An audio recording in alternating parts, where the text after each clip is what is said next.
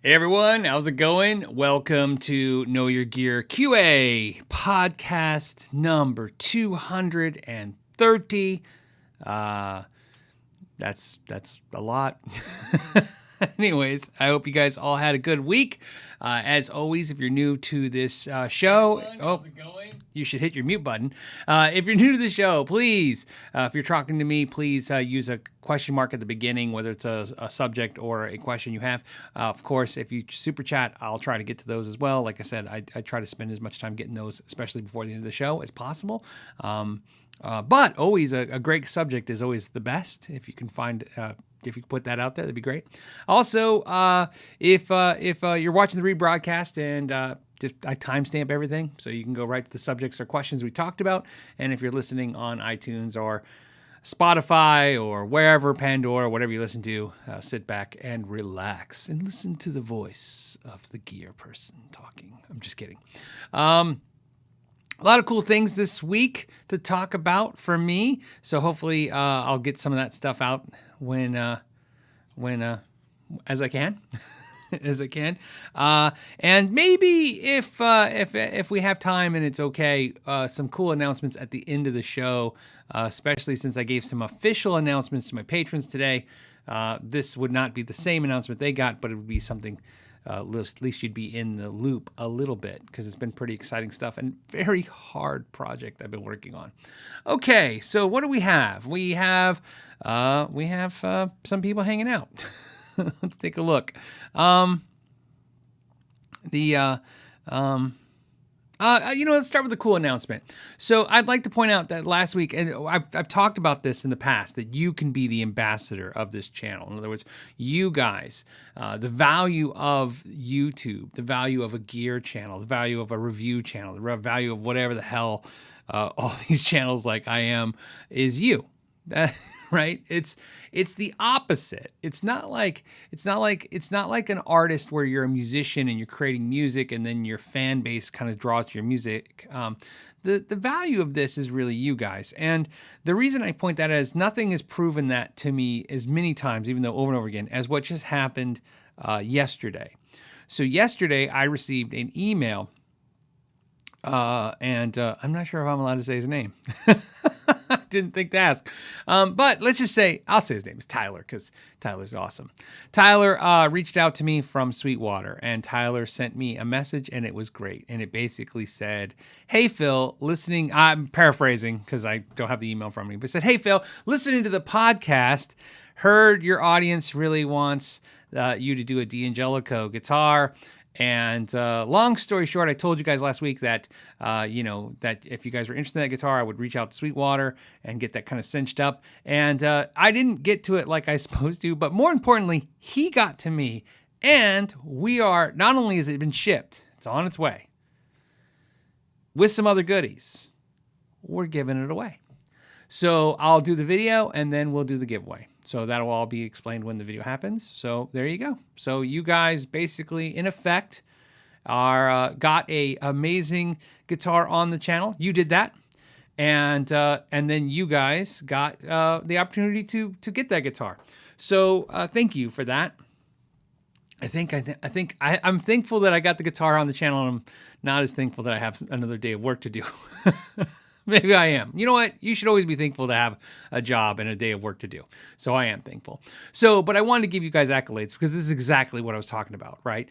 They heard your voice. They're reacting to you. And good for you. Good for us. And I'm glad it happened. So what else? And like I said, if you're super chatting, like I said, don't get nervous if I'm not answering them. They are archived. I know we had a problem one week, but I keep them so that I have them as, as backup. You guys really save the show and the channel by doing these super chats, because when I can't find a subject, I can go right to the super chats that I know that are there. And like I said, so if I get to them later, we do get to them. I'm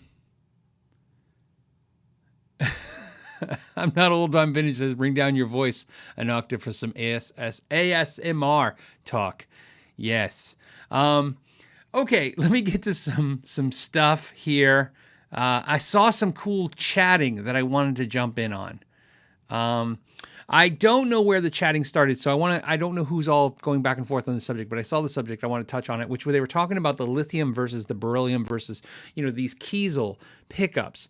And I've had a very interesting experience with those pickups with Kiesel.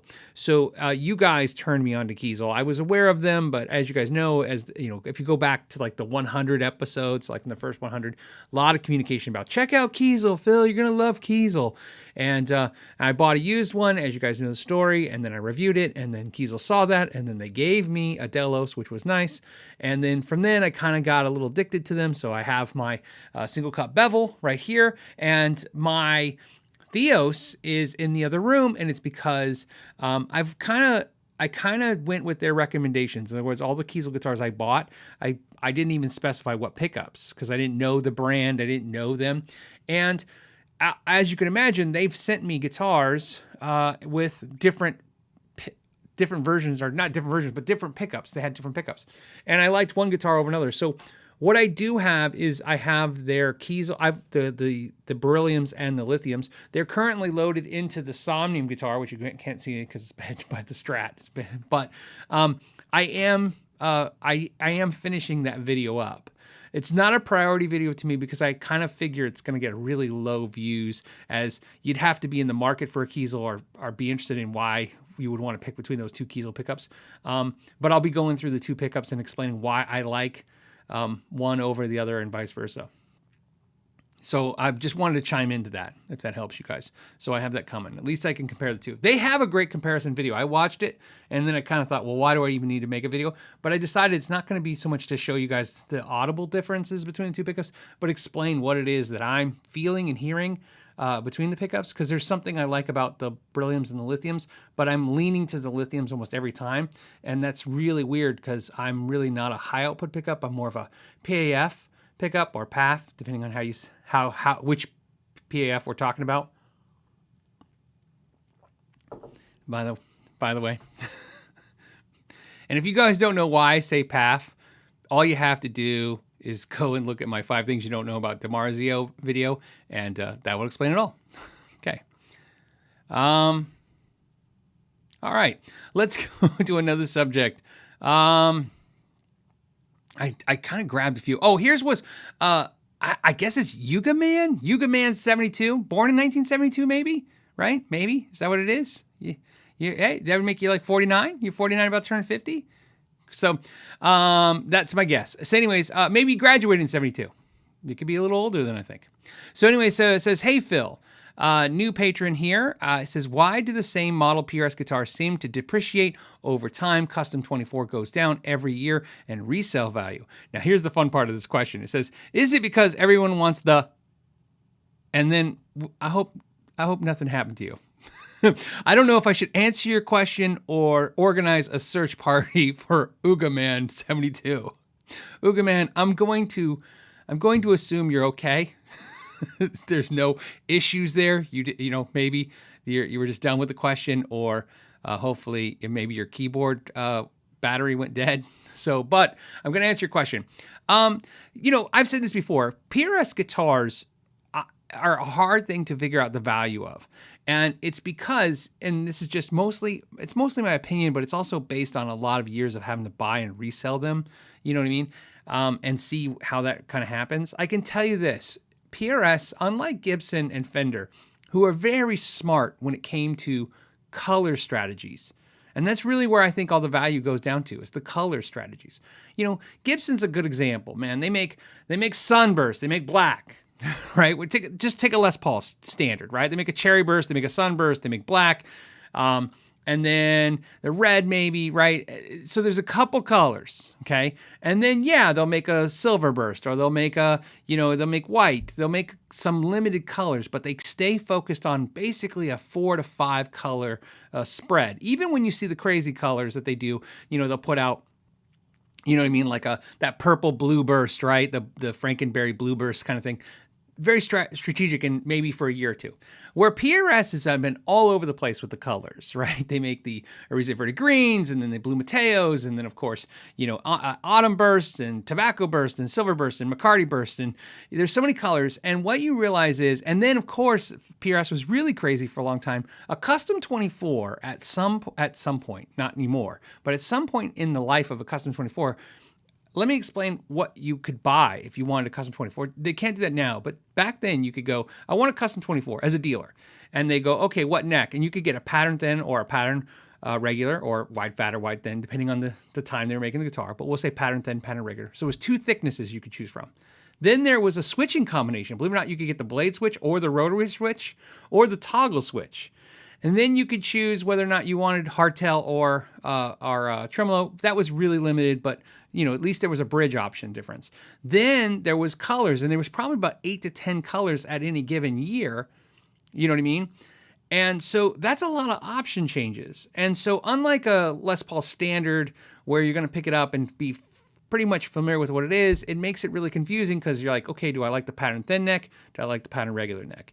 Do I want the this color or that color? And so I feel like the problem is that when most people want a guitar, especially on resale, they want a specific kind of guitar. They're not really interested in the, like I said, the Frankenberry Les Paul. It's not going to be as popular. Now, of course, because Les Paul makes so few of those, Gibson makes so few of that color, even though it's not very popular, there's enough to finish or fulfill that demand, right? Even Fender's is smart. Think about this. Fender has said this, so I'm not guessing. Fender strategically released surf green, seafoam green, colors that they know, shell pink, colors that they know that are not very popular. They're just popular, you know what I mean? But not in the wide spectrum. I think the last time I ever heard an official announcement from Fender, I think they said that the #1 selling color of Strat was white in the US series. So, which is funny because I thought it'd be like Sunburst or Tobacco Burst, and it was white. So the point is that Fender knows it's going to be like white, then Tobacco Burst, then black, and then like, maybe candy apple red. And so they release out the colors that are not as popular in limited supply, where PRS was letting the dealers just order whatever they want, and dealers were just ordering all kinds of stuff. So there's a lot of crazy color PRSs out there. And what I've learned is from when you had to sell them used, somebody come to your store and go, do you have a used PRS? And you're like, yeah. And they go, do you have black or red? I'm like, I have hot purple flash. And they'd be like, yeah, I'm not looking for that. Or do you have a wide thin neck? And I go, no, I have the wide fat. So you always find that you didn't have the right one. So sometimes that really hurts the resale value. So in a custom 24 is a perfect example guitar. I find you can go online and, like you said, you can find a deal on one, but you can very rarely find a deal on the one that you really want, the normalized one, the one you see the most of. So that's something to think about. That happens. I see that a lot. I've talked about G&L the same way. When companies tend to make a lot of semi-custom plug-and-play stuff like G&L does, like Kiesel does, like Carvin did before them, like PRS, it does taint and kind of skew the resale values and how they're perceived because of the fact that, there's too much weird stuff out there. So the weird stuff doesn't get, or maybe because it's weird, it's got a higher resale value. But in my experience, is not the case. In my experience, everybody wants, well, they don't want a purple crackle guitar with green pickups. Maybe that's just me. But what I'm saying is in my experience, people, when they see crazy colors or exciting things, that gets them excited for a second, and then they sober up. We used to talk about this in the shop all the time. Somebody would come in and we would have like, I wish I could think of a good for instance right now, but maybe we would pull in, a shell pink Strat, and people would come in and just see that shell pink Strat for a second, and then go, wow, that's really cool, or wow, it's really ugly. But either way, they would go, wow, it's really cool, and they would pick it up and play it, and they go, I think I'm going to get it, and they'd play it, and 9 times out of 10, anytime somebody was playing the crazy color guitar, at the last minute, they always put it right back on the wall, pick the black one or the normalized color one, the Sunburst, and brought that up to the counter. We'd see it so many times. And it's simple as even colors like Lake Placid Blue. They'd go, okay, I'm going to get Lake Placid Blue. And the last minute they go, okay, I think I'm just going to get black. So that could be part of that. It's a great discussion, in my experience, is that there's a truth to this. One of my favorite things to talk about is I've always said this. I've always wanted, for some stupid reason, a Ibanez Universe swirl, like from the Passion Wharf album. Why? I don't know. Because I like that album. And when I was a kid, I was like, that was a cool guitar.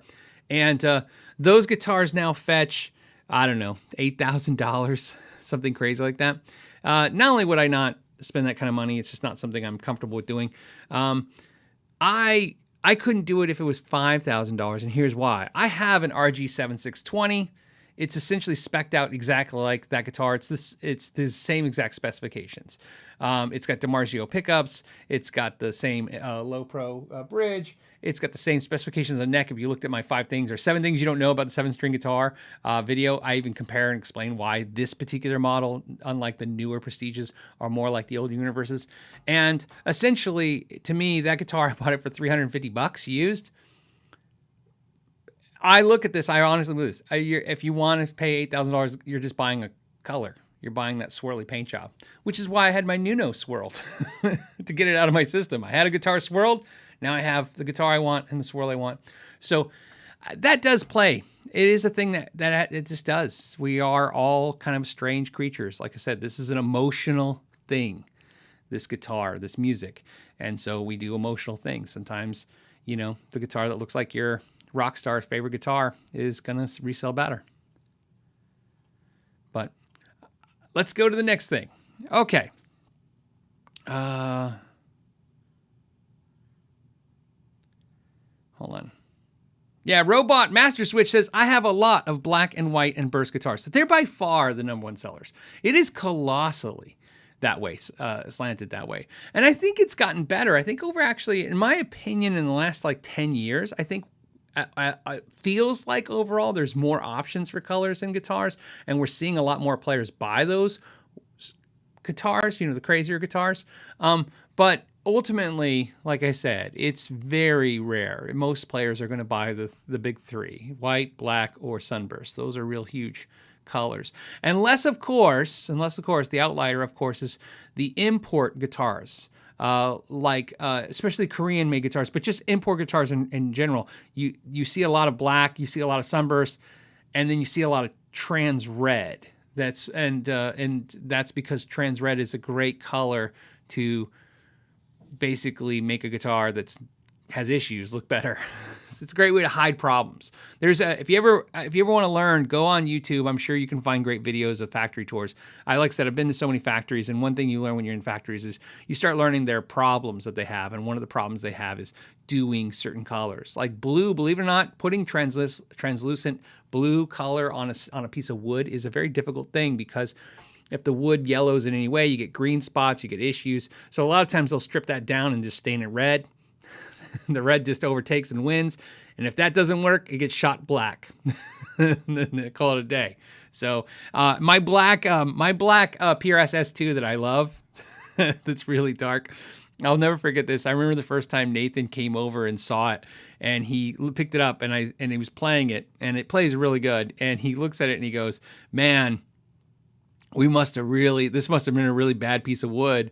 And I laughed, and I kind of knew why, but I said, "Why?" And he goes, "Because they really laid on the black stain to hide it." And it is if you haven't seen it in videos, I have a PRS S2 single cut, semi-hollow, and it's in most of the videos, like 90% of them, it looks like it's just painted black. It is translucent black. It's translucent gray, black, whatever, but it is so dark. You can tell somebody just kept putting stain on it until whatever that wasn't looking right just went away.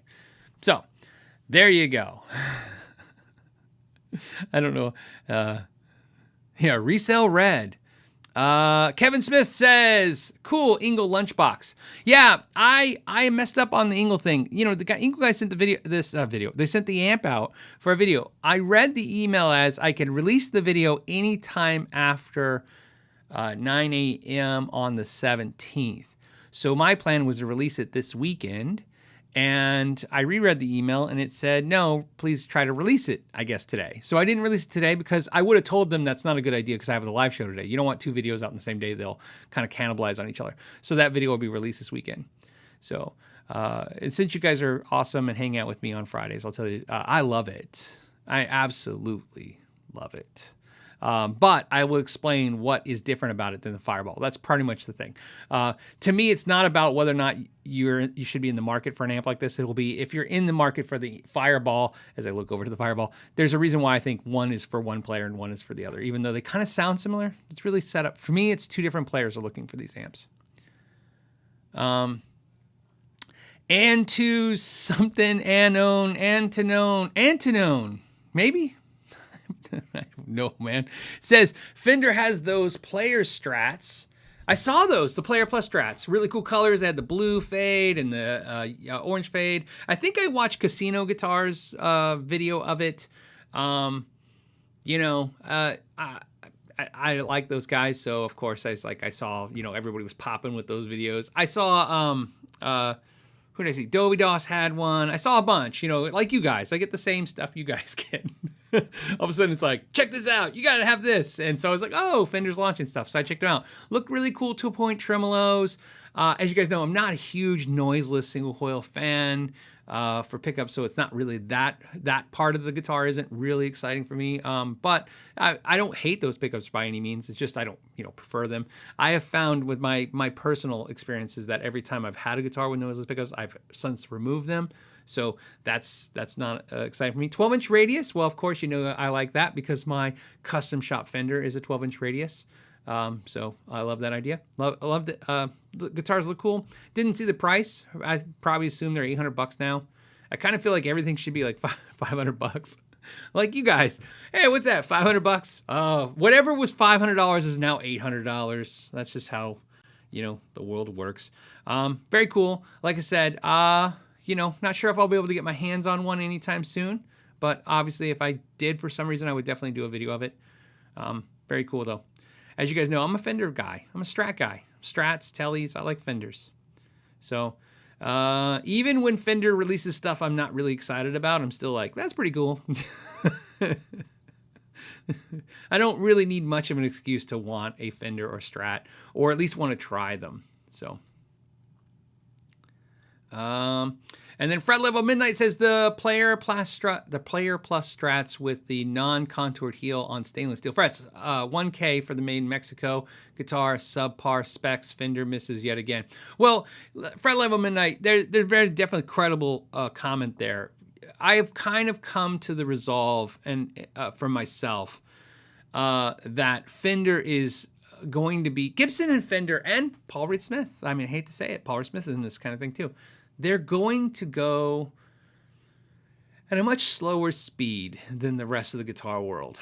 It's just how it is. They don't need to innovate, And I kind of feel like this. I kind of feel like when Fender does something now and Gibson does something now, it feels like not only because somebody else did it, like a smaller company or a younger company or a newer company, they do it after. Like, it feels like they wait until they get tons of market research. It's like let me give you an example. Let's say G&L was to do stainless steel frets standard like Kiesel does now. Hey, G&L's like all guitars, made in the USA and import standard stainless steel. I feel like that wouldn't prompt Fender in any way to want to do it. It would just prompt Fender to have marketing discussions about that. And then over a period of 12 to 18 months of discussions and prototypes and focus groups, right? And people's feelings and, you know what I mean? Then maybe they would just offer it. And that's kind of how I feel. And so, yeah, it's a credible, like I said, credible comment. Makes sense. Like I said, but the problem for me is like I said, it's just like Gibson. There's a little bit of that, I like Gibson. I like Fender. I like PRS. I like them. I think that's true with a lot of companies. They're just not going to be the innovative companies they used to be, but there's just things that I like about them.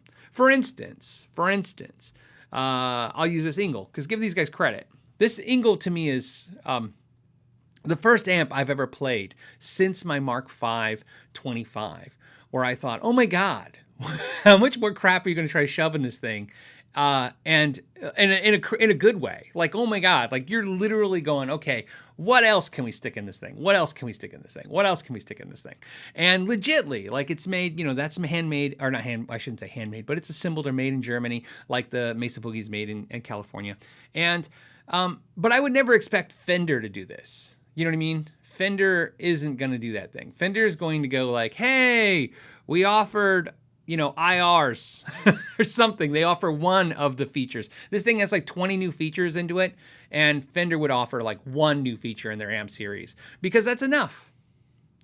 And again, and if you don't like it, that's what's great. It's just like Fret Level Midnight. If you don't like what Fender's doing, well, that's what's great. There's other brands out there. And I think that if that matters to you, you should go that route.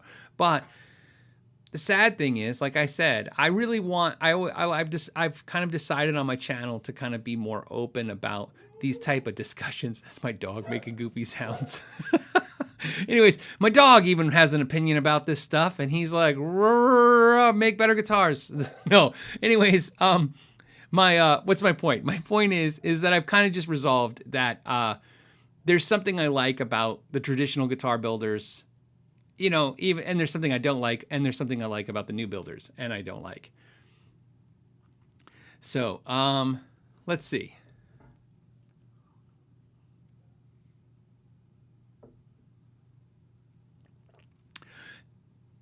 Okay. I saw a comment and I'm like, okay.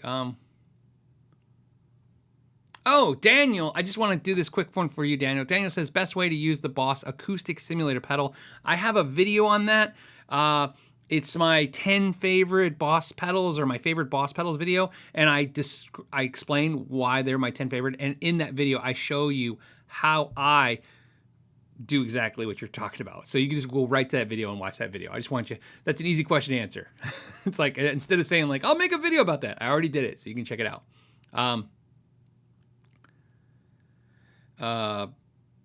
Yeah, Joe Kelly, this kind of goes back to what we were just talking about a second ago, but it makes sense. Says, I don't like black guitars, but both of my guitars are black.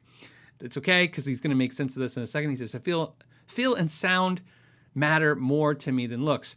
Exactly. Well, that black S2, if again, watching the channel of any length of time, you'll see I had this metallic blue PRS S2 semi-hollow that was gorgeous. There's actually one video that I will not, I purposely try not watch it anymore, see it at all, because in the background, it's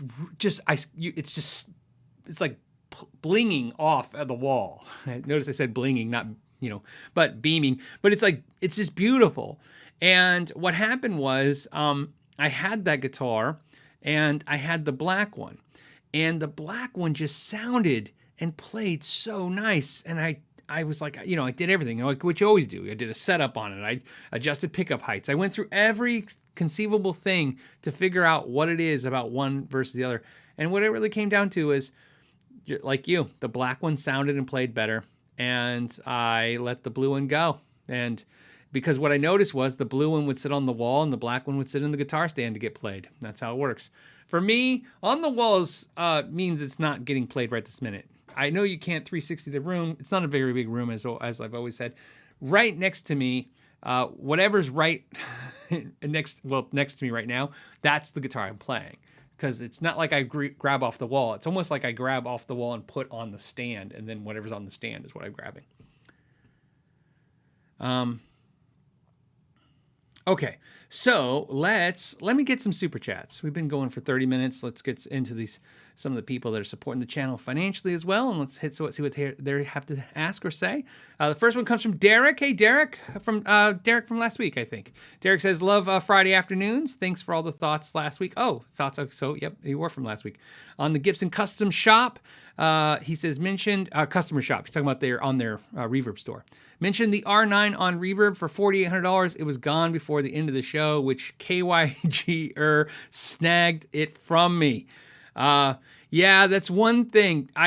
Derek, I've had it happen to me now on this podcast. It's happened to me personally. Mentioning to you guys, I've said it a couple times. Like after the show, I'm gonna get, and literally they're gone. So yeah, that's why you gotta reframe that.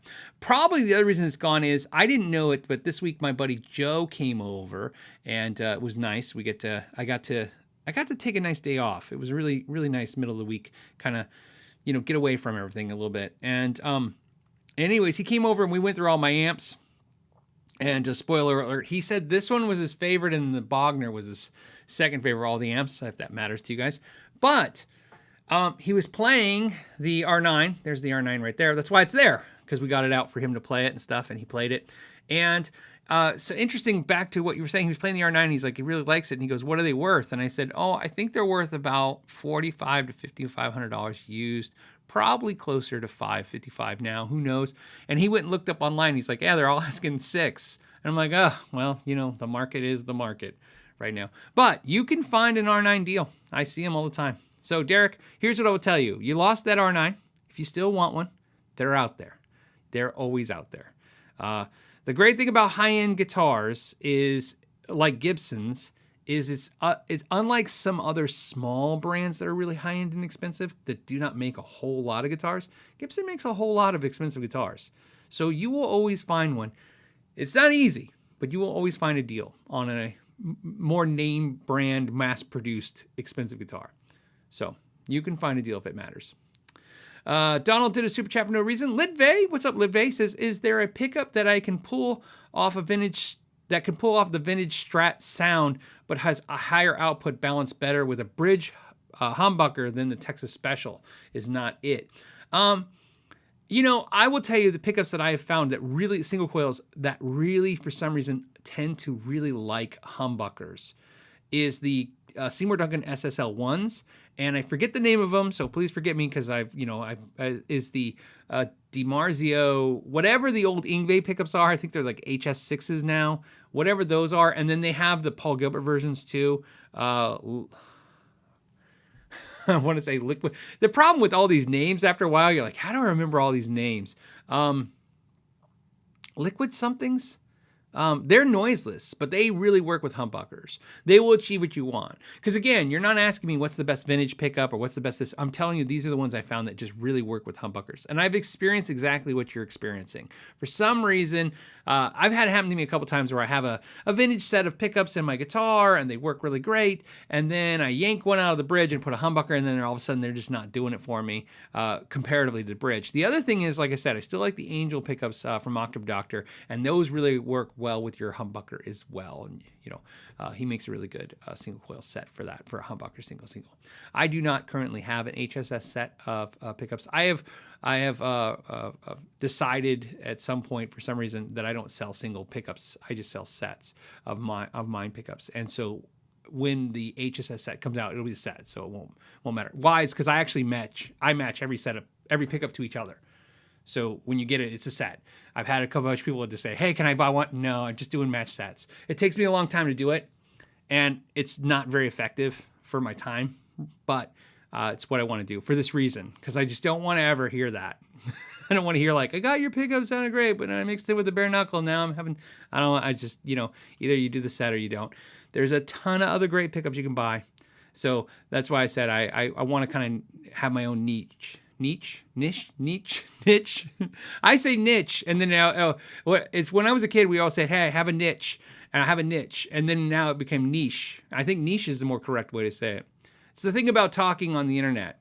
You talk on the internet, you have your own colloquialisms, you have your own way of talking, right? Where you grow up, and then when you talk to a broader group of people around the world, all the inflections, enunciations, all that stuff, pronunciations, all that stuff gets a little crazy.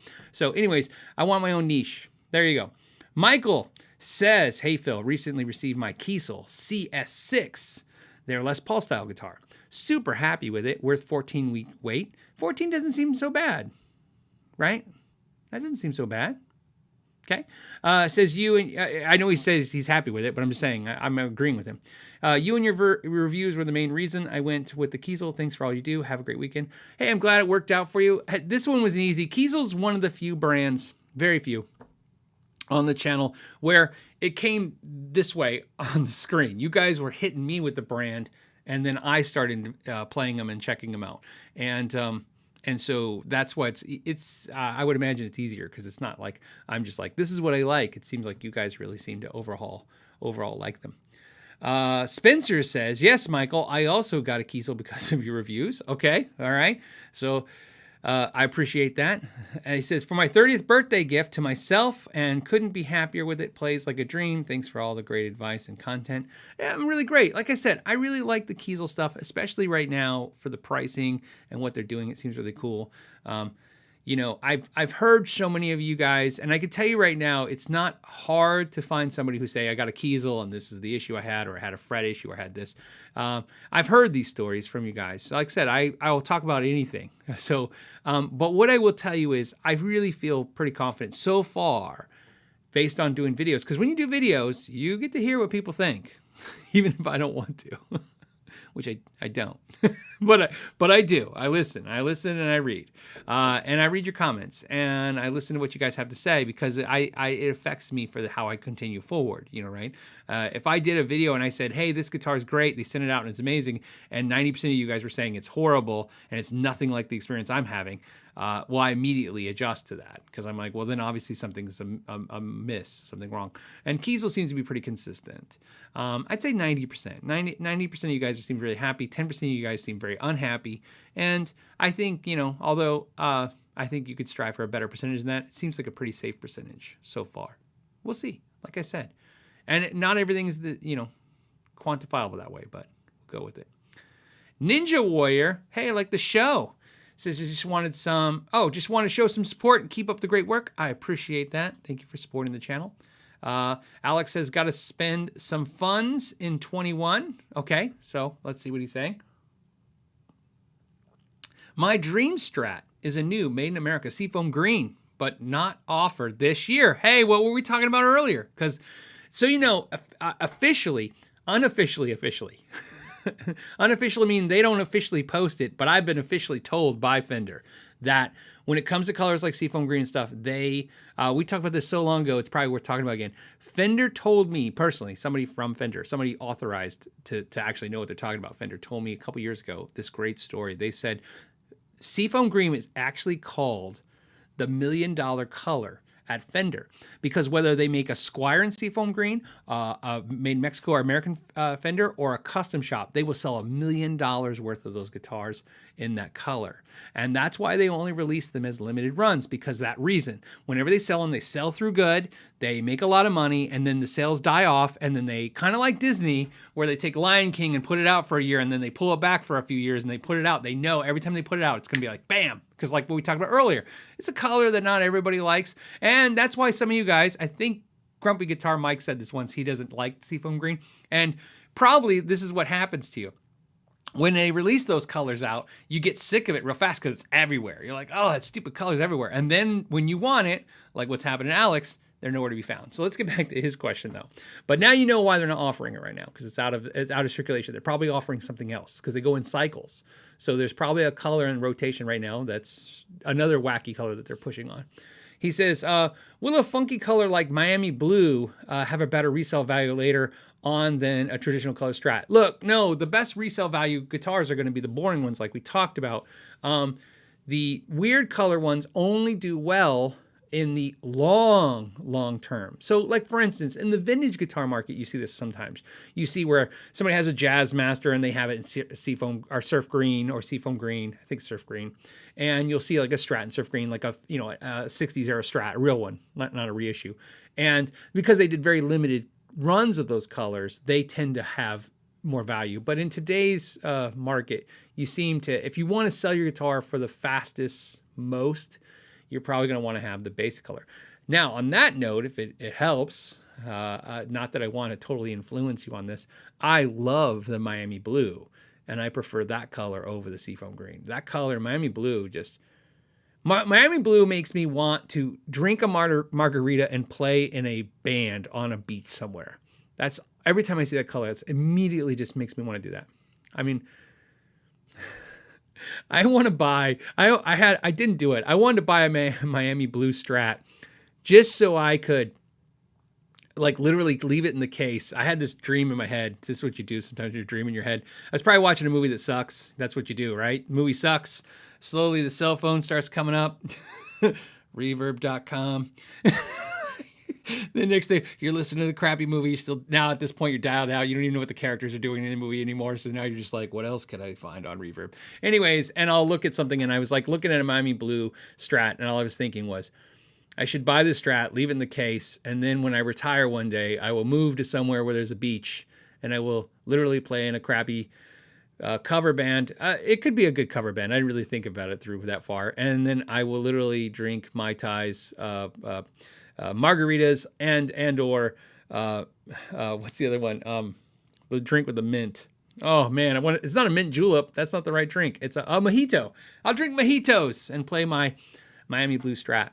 The other Strat I love, if you don't like Miami Blue, by the way, is the tropical blue that they make for the Eric Johnson.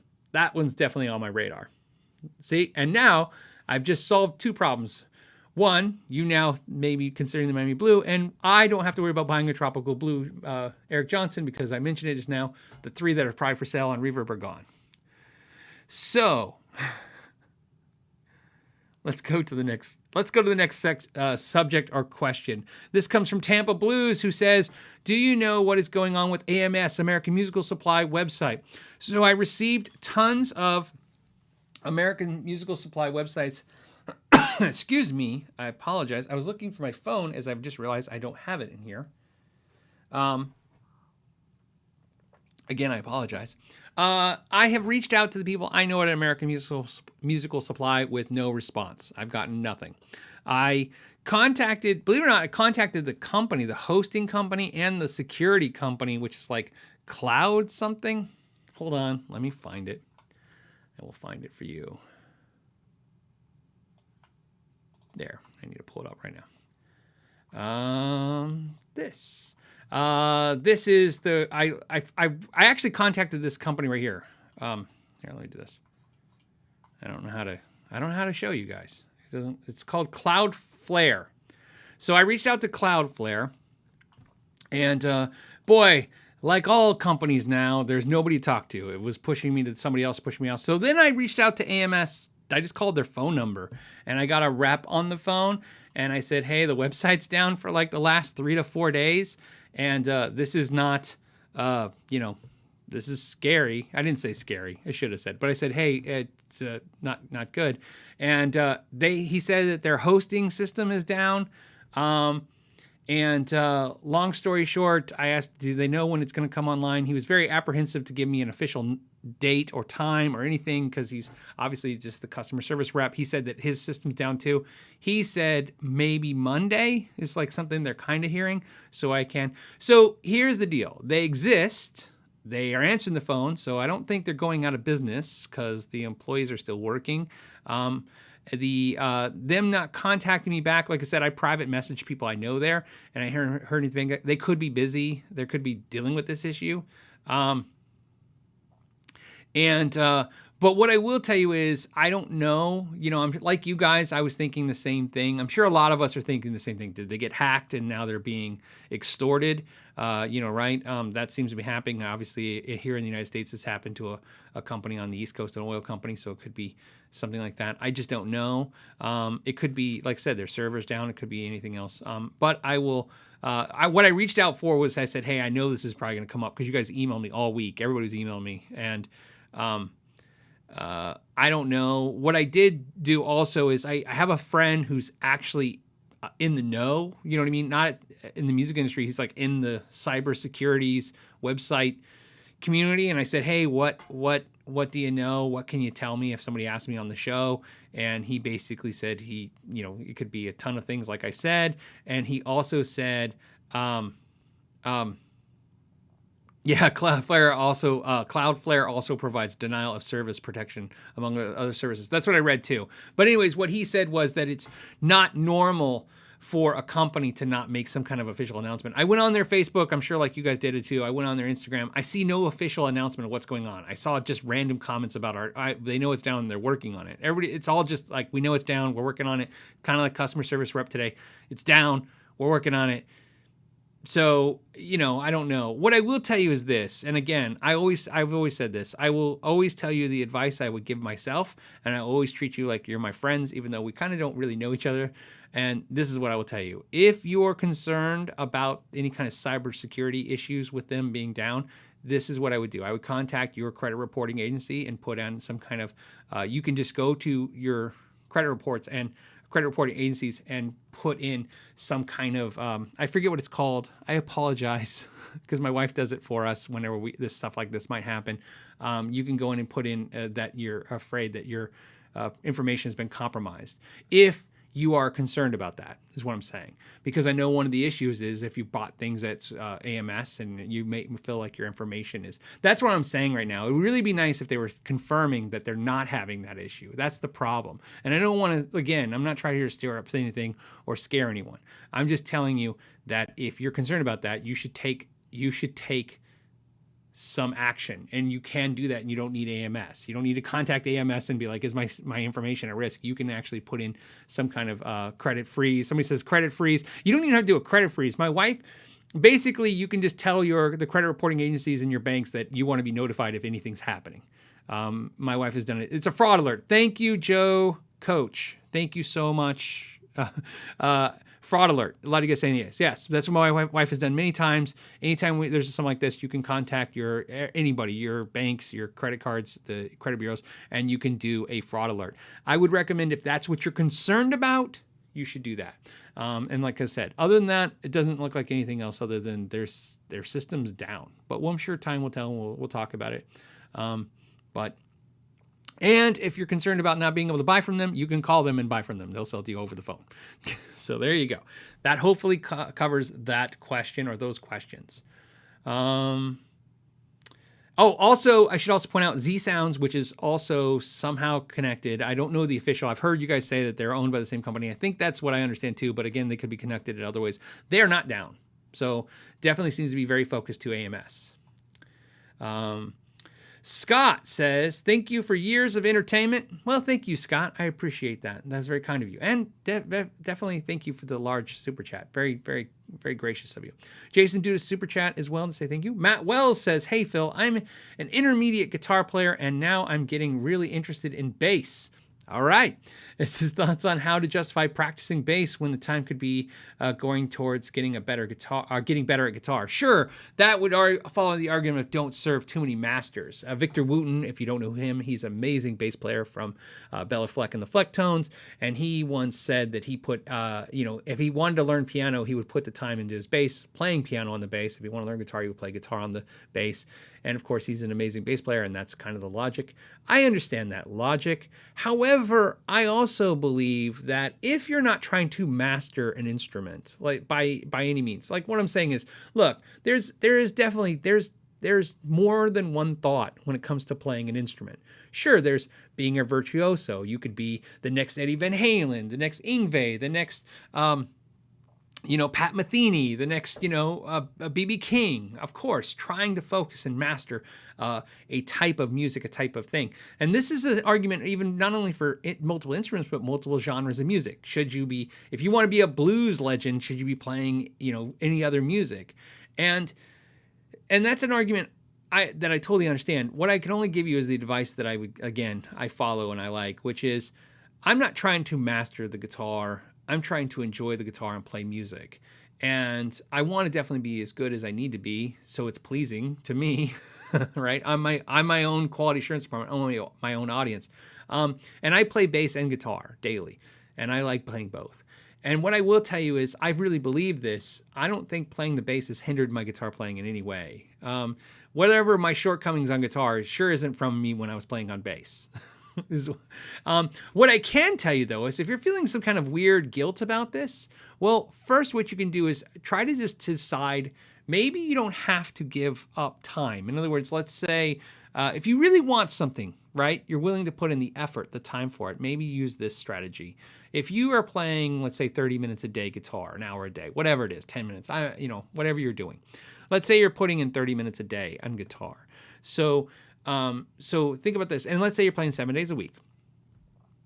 Don't deduct. In other words, don't take time away from that to play the bass. Maybe do that and then add maybe 30 minutes a day for the bass 7 days a week or 5 days a week or 3 days a week. In other words, don't take time away from the guitar. Then that way you don't have to worry about the guitar suffering. So don't take away from the practice of guitar. Add more practice on the bass. I think you'll benefit from that. I don't see what the downside of that would ever be. like I said, the only downside to playing bass over the guitar, in theory, would be you're taking time away from the guitar. Don't take the time away from the guitar. Basically, I think if you play bass and you really commit to it, it's essentially going to give you a better sense of rhythm. First, that seems the first thing that happens. And you get to learn a bit about another instrument. Remember, there's musicians like, think about Dave Grohl. That guy's an amazing drummer, singer, guitar player. I think he can play bass. I assume. Well, if you could play drums and guitar. I say that, I'm laughing. I was once in a band. This is true. I was once in a band, and the drummer in this band, it was for a Pentecostal church, and very intense, intricate stuff they were playing, and I played the bass, and the drummer, who was an amazing drummer, we're taking a break, and he picks up my bass and starts playing on it, and he played better than me, and I was like, oh man, he's freaking amazing, and I go, yeah, that's, he's like, yeah, and then he played piano, and he was amazing at piano, and so we were talking one day, and I said, what do you play guitar? What guitar? And he's like, I can't play guitar. And I said, I was in shock. I'm like, well, yeah, you could play guitar a little bit. He's like, I literally can't even play a single thing on the guitar. And I said, let me get this straight. You can play piano. He's like, yeah. And I go, and you can play bass. Yeah, but you can't play guitar. I said, piano is chords and scales, and bass is scales and strings and sometimes chords. But you can't play guitar? And he's like, no. And I go, and you can play drums. Yeah. I never understood this to this day. I don't understand how that works. To me, so in your case, if you could play guitar, you could play bass. That's how I look at things. All right. Pure Nonsense. Interesting. I wonder where I know that name from. Pure Nonsense. What? I'm wearing a Pure Nonsense shirt right now. This is the controversial shirt last week that you guys had to comment on when I said, my wife said I can't wear clothes unless they're washed first. So it's been washed. So we've officially washed the Pure Nonsense shirt. Thank you, Pure Nonsense. Pure Nonsense is a band, so you know. And you can check them out. I'm sure that's www.purenonsense.com. If not, there's a thing called Google Pure Nonsense, and check out the band. They were kind enough to send me a shirt, some pics and stickers. So give them a check out, give them a shout out. Thank you guys so much for that. And so thank you. Thank you, Pure Nonsense, for the super chat and for the shirt. I really enjoyed the shirt as well. I kind of like how it looks like a barcode from this point up to this point up. And it's got the guitar in there. I do that. What's funny is I'm going to do this just for you guys. Every time I wear somebody's shirt or do something, I always do this thing where I pull it up, and everyone always finds my der face. It's always so no matter what, it's like my resting face that's my resting face. So apparently, what I've learned is what I've learned from making hundreds of hours, maybe thousands of hours of videos on the internet, is that if you freeze frame me at any point, it's pretty much the der face. That's it. Resting face. I don't know what it is. That's why my thumbnails are so horrible, because I try to screenshot a thumbnail and every screenshot is just that stupid face. So, and if I pose, I'm really bad poser. That sounds like a compliment and a slap in the face. Anyways, we got to talk about Grumpy Mike. Grumpy Mike is talking. What's he saying? He says, what is something customers do or say that makes you grumpy? Hit thumbs up, everyone. Cheers. Customers that say that do me grumpy. Look, I've had a discussion with you guys, and I will tell you this. What I've learned is this. The question I got that relates to this when it comes to the store. Now, I understand I have customers now from pickups and I have customers now from repairs and stuff. But let me tell you what I learned about my personality and something that's really important to me, which is when I get asked questions by you guys weekly shows, and somebody goes, what do you miss about your store? What do you miss about this? What did you like about the store? And I always have trouble. And over time, because those kind of echo in my head over the weekend afterwards, I've kind of learned to find the answers. And like I said, the thing I miss about my store the most, if there's a thing, is that I had, more gear to experiment with and do videos with, made it a little easier. That's for sure, okay? And I know that's kind of a silly thing. I should say, oh, it's the customers, but I still talk to a crap ton of my customers, right? Most of my customers are viewers or still customers of repair, or I see them pretty regularly, or I bump into them. So I do get to see them. And so, or I bump into them at a guitar center and talk to them for a couple hours. That happens all the time. So that's not something I miss so much. What I can tell you is what I learned, and this is why grumpy, Mike. I'm telling you the answer. What are customers do that say that makes me grumpy? Well, here's what I've learned. They don't do or say anything.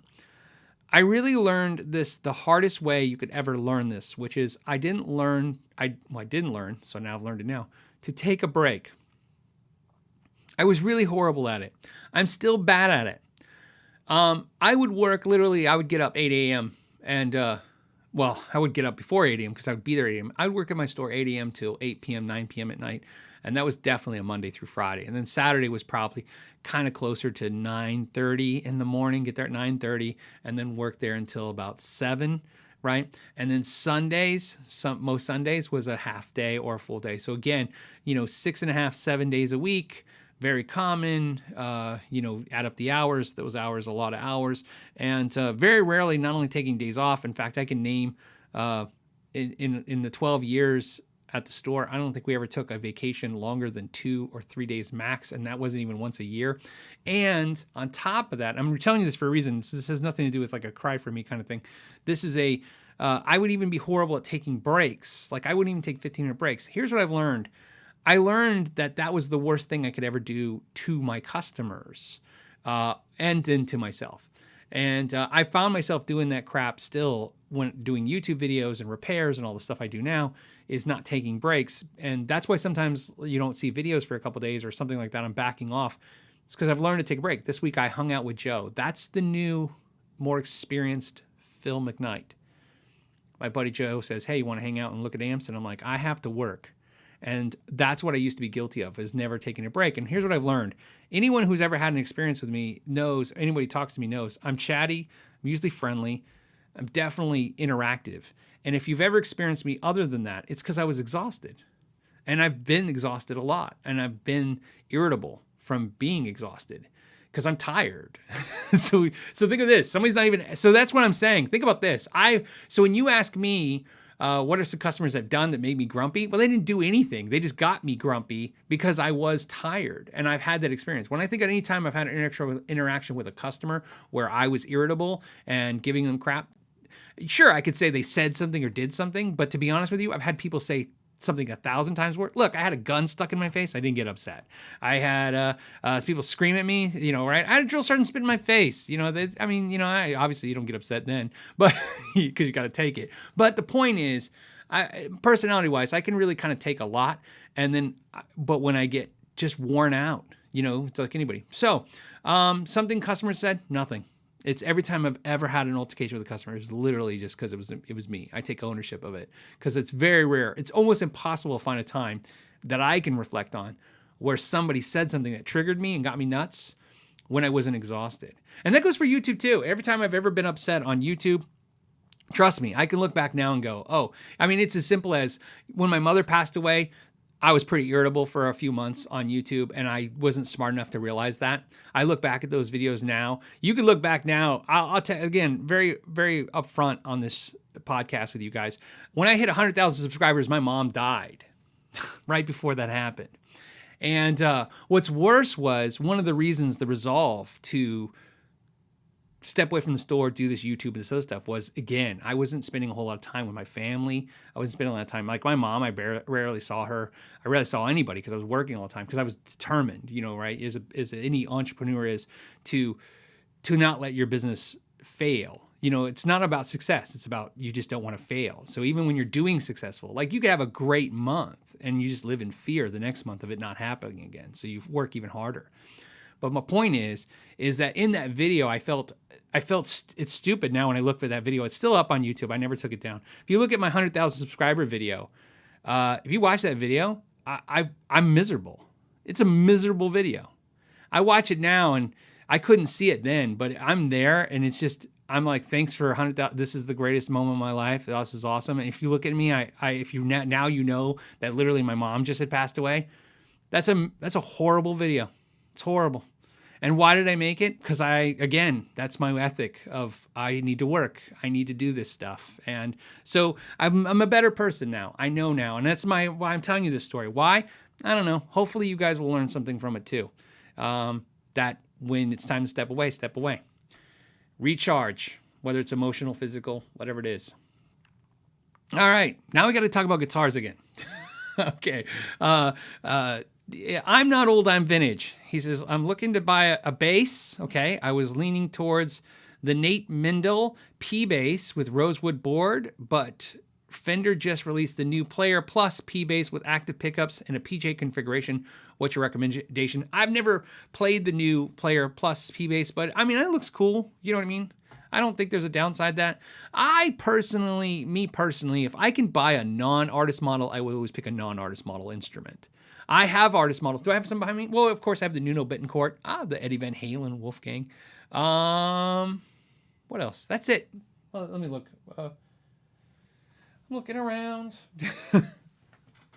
Yeah. Oh, I have a Joe Satriani. You know, Sacchitucci. Anyways, behind me, I like artist guitars and basses. Of course, I have a Stu-Ham Urge. But if given the choice, I've always picked an artist guitar because I couldn't find a non-artist guitar. There's just something. There's something. You know. Obviously I own artist guitars, so there's nothing like I'm not going to say they're cheesy or they're anything like that. They're not. I like them. Some people have more harder opinions about it, but I prefer to own a artist instrument because I feel like it's more mine that way. So I'm not old and vintage. That's kind of my recommendation, but it's so it's not based on any kind of actual real information like specs of the instruments or performance. It's just this stupid idea of like, just don't buy the artist guitar if you can do that first. Curtis C says, hey, Phil, have you ever done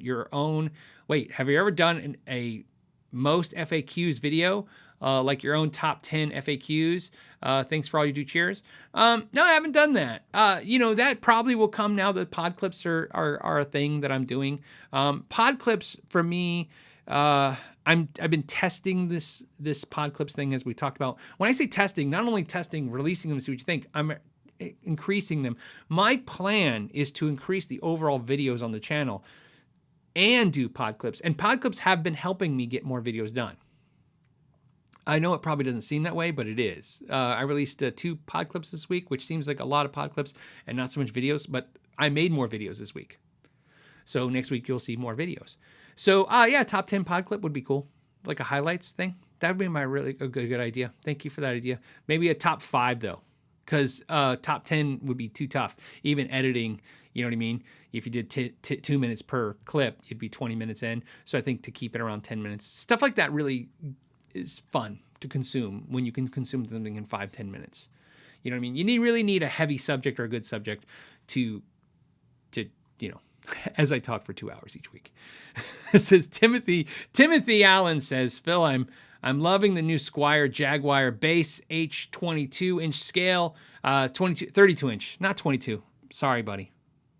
32-inch scale. Any string advice? I like to go bigger strings. So I play 32-inch scale bass. In fact, I have a pod clip that literally just got edited before the show launched, and it will go to Patreon first, as they do, and then it'll go out to you guys probably by Monday. I'd be surprised if it takes any longer for Monday to get it out to you guys. And it's exactly what it's about. It's a pod clip of the time I talk about what I'm talking about now, which is why I play 32-inch scale basses. And one of the reasons I like 32-inch scale basses, I will put thicker strings on them. 45 to 105 is what I would recommend as a bass string, but you could go crazy. You could go 50 to 110.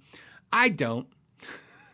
You might be cooler and tougher than me, so keep that in mind. If you are cooler and tougher than me, Timothy, go 50 to 110. But I recommend 45 to 105, which is the standard strings you'll see a lot of times on sometimes you see 45 to 100 on a bass. Now, and this is important to note, if you do play bass now, like you play a 34-inch scale bass, and you are playing 45 105, go 50 to 110. That's basically what I should have said. I'm sorry. I should have just refined it as play 1 gauge up from whatever you play normally. If you don't play any normally, go 45 105, like I said.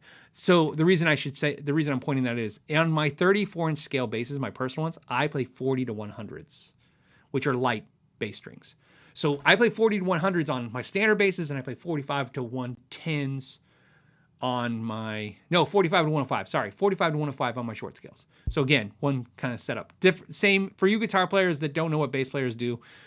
It's like, basically I'm saying I play 9s on my Strat, and I'm playing 10s on my Les Paul. Same logic.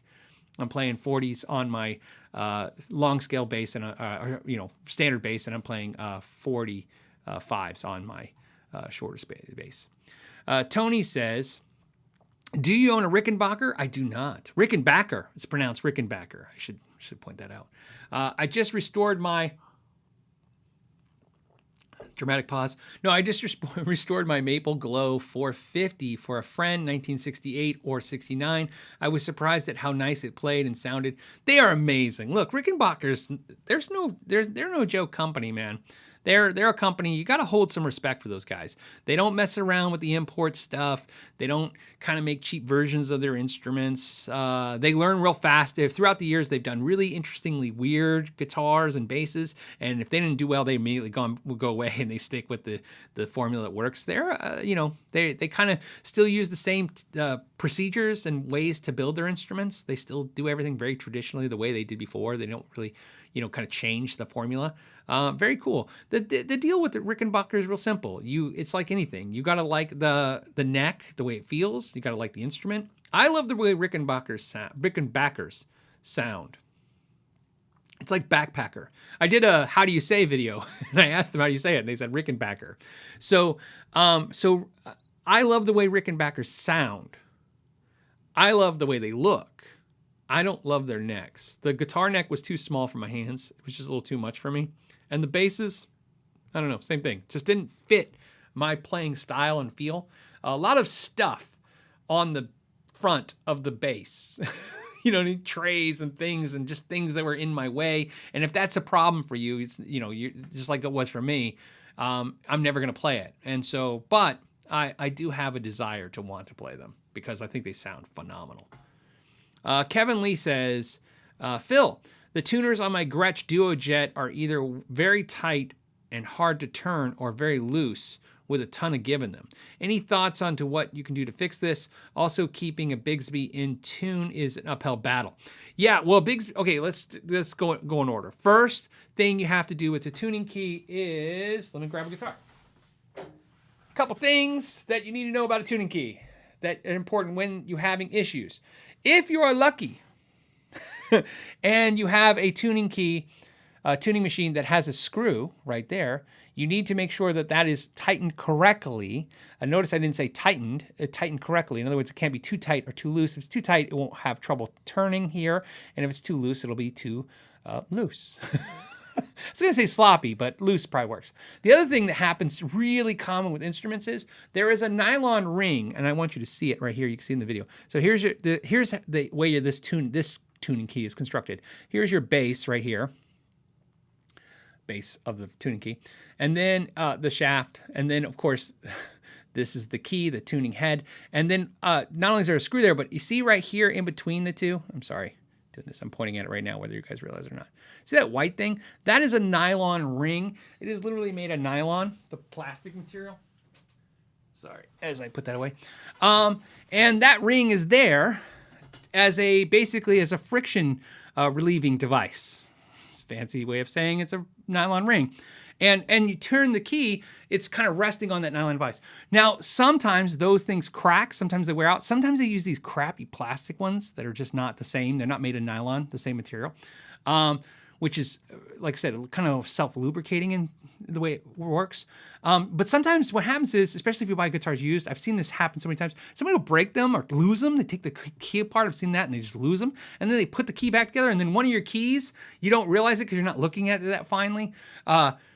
It's missing one of those rings, and that's what it is, man. It's just tightened down. Because without that ring, you'll be able to tighten the thing even tighter, and then, of course, it'll be metal on metal, and it's just a disaster. So first, you need to make sure the rings are there. Second, you need to make sure the screws are tightened correctly. If you have screws, you might not have the screws because some tuning keys are just fixated on there. But if they're not fixated, if they're not screwed on there, they probably still have those rings. You can lubricate those rings as well. I don't recommend that. I don't think you should have to do that. If everything else is done correctly, it should do what it's supposed to do. That's one thing.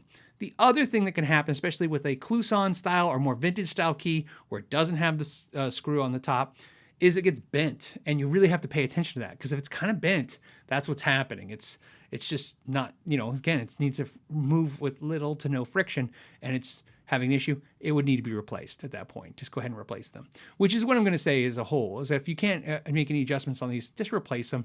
Tuning keys feel like they're expensive. They're not. you can relatively inexpensive thing to make a huge improvement. You can do that.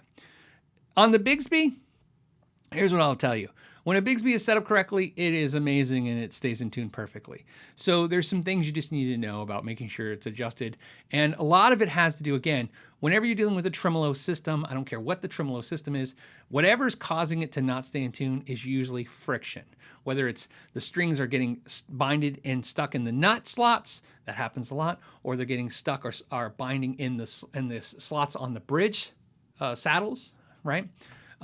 Whatever's happening is using friction. And so one of the things I always suggest is getting some kind of lubricant, which is from Diodario or Big Ben's Nut Sauce or whatever. Some of you guys got some home remedies. Like I use Vaseline, whatever. You know, if you feel comfortable using that stuff, I just buy that stuff because, like I said, I work on other people's guitars. So I try not to use the weird home remedies on people's guitars. It just seems more professional to be like, this is what I'm using. You know what I mean? I use these official things on your instrument. And then I don't also have to worry about if anything happens to their instrument.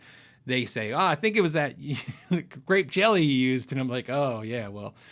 So back to your thing. If you what I tell everybody is this. If you're having trouble with the tremolo, lubricate everything as best as you can and see if that makes any difference. And if it makes even a little difference, that means, again, relieving the friction is improving the thing. So keep going down that road and you'll end up where you need to be.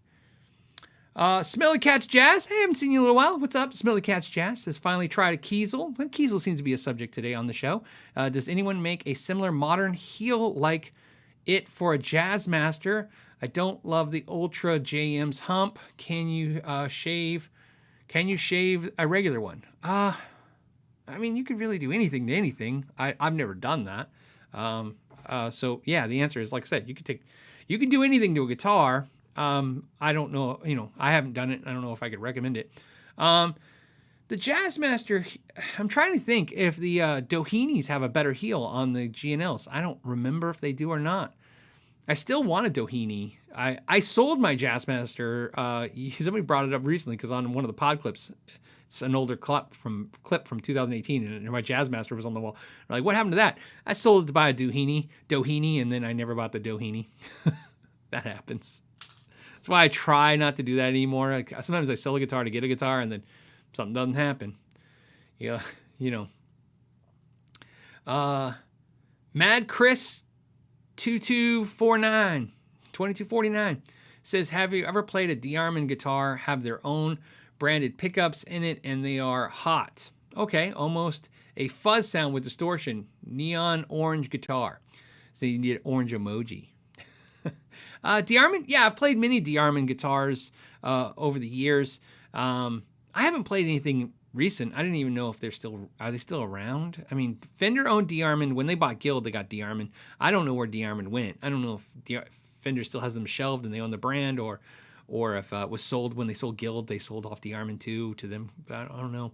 But I played a bunch of de-arming basses, a few de-arming guitars, and I really don't have a whole lot of recollection. But yeah, if they're using hot pickups, they could be. Look, for a time being, you can understand when a lot of manufacturers discovered the ceramic magnets, those really powerful magnets, right?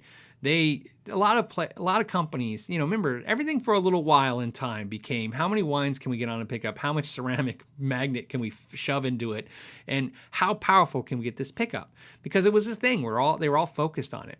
And so, yeah, there was a moment in time where that was the case everywhere. I'm not a particular huge fan of that. So, in fact, I actually purposely have a few pickups that are like that in guitars of mine to remind me not to go down those roads anymore. For me personally, because I've been down those. Randy Crook says, a few weeks ago, I got a Schecter PT Special Agua Burst Pearl. Agua? He says Agua with a G. I don't know if it's Agua or Aqua. Anyways, Agua Pearl Burst with a P90 in the neck, and I did see your video before I got it. Thanks for all you do. So good. I had some effect on that, and it worked out. I like the PT. Like I said, I like the PT. I'm working on a Schecter guitar right now, so we'll see what happens with that in the video. It's not from Schecter. It has nothing to do with Schecter or anybody. It's just a guitar I'm working with a customer. Joe says, is it worth it to upgrade the electronics on my Fender Player Telecaster? Love your channel. I have learned a lot. Is it worth it to upgrade them? Yeah. I see how I'm like, I don't know. Yeah, of course. Look, upgrades have value. Worth is, what are you going to upgrade? You're talking about the player. Look, the Player Series instruments for me, I reviewed the Strat, I never did the Tele, are good enough. Like I said, I can honestly say you can give me a Player's a Strat or Tele made in Mexico, and I can make that. I can be happy with that. I can plug into that and every day and be fine. You know what I mean? As long as it's set up correctly and stuff. But good quality overall. I actually like their pickups. I like the stuff. If I was going to do anything to that guitar, the three-way switch they use at the Fender switch is great. It's a Switchcraft style switch, if it's not still Switchcraft. And it's the same one they put in the USA ones, even though I believe it's made in Mexico. So the US ones have made in Mexico switches now, and the Mexico-made ones have Mexican switches now, where it used to be the opposite. It used to be both the made in Mexico and the USA, like the standard series, had made in USA switches. It sounds really confusing the way I'm saying it, but you understand what I'm saying. It's the same. Potentiometers, same. Nothing to upgrade there. So what would I upgrade? You could get all exotic and get a couple. Look, have some fun. Spend a weekend, go online, find yourself 4 or 5 cool 0.47 microfarad, capacitors and stuff, and get an orange drop and get a bumblebee, whatever you want to do, right? It's a fun road to go down. Because you could probably take $20 to $30 and just buy a bunch of caps and solder them in and try and experiment with things. But that's probably the only thing I will worry about. I like the pickups in those guitars, so it depends. The $1 million question I have for you is, what is it about the guitar sound you don't like? As soon as you don't say, I don't have any issues, then you're totally fine. You know what I mean? Like I said, never try to upgrade anything unless it starts from, this is the issue you're having. You know what I mean? You have to have something to upgrade to. A lot of people are like, what pickup would I put in this guitar? And I say, well, what is it currently now not doing you like? Is it too high, too bright, too quiet, too bassy? And they go, oh, it sounds okay. I just think it could sound better. I'm like, well, it could, but if it's not broke, don't fix it. John wants us to everybody know, especially me. He said he has an ethical dilemma. Okay. He goes, I ruined a very expensive G&L ASAT by stripping the truss rod. That sucks. Okay, but let's go see where he's going with this. Even the StewMac precision driver won't work anymore.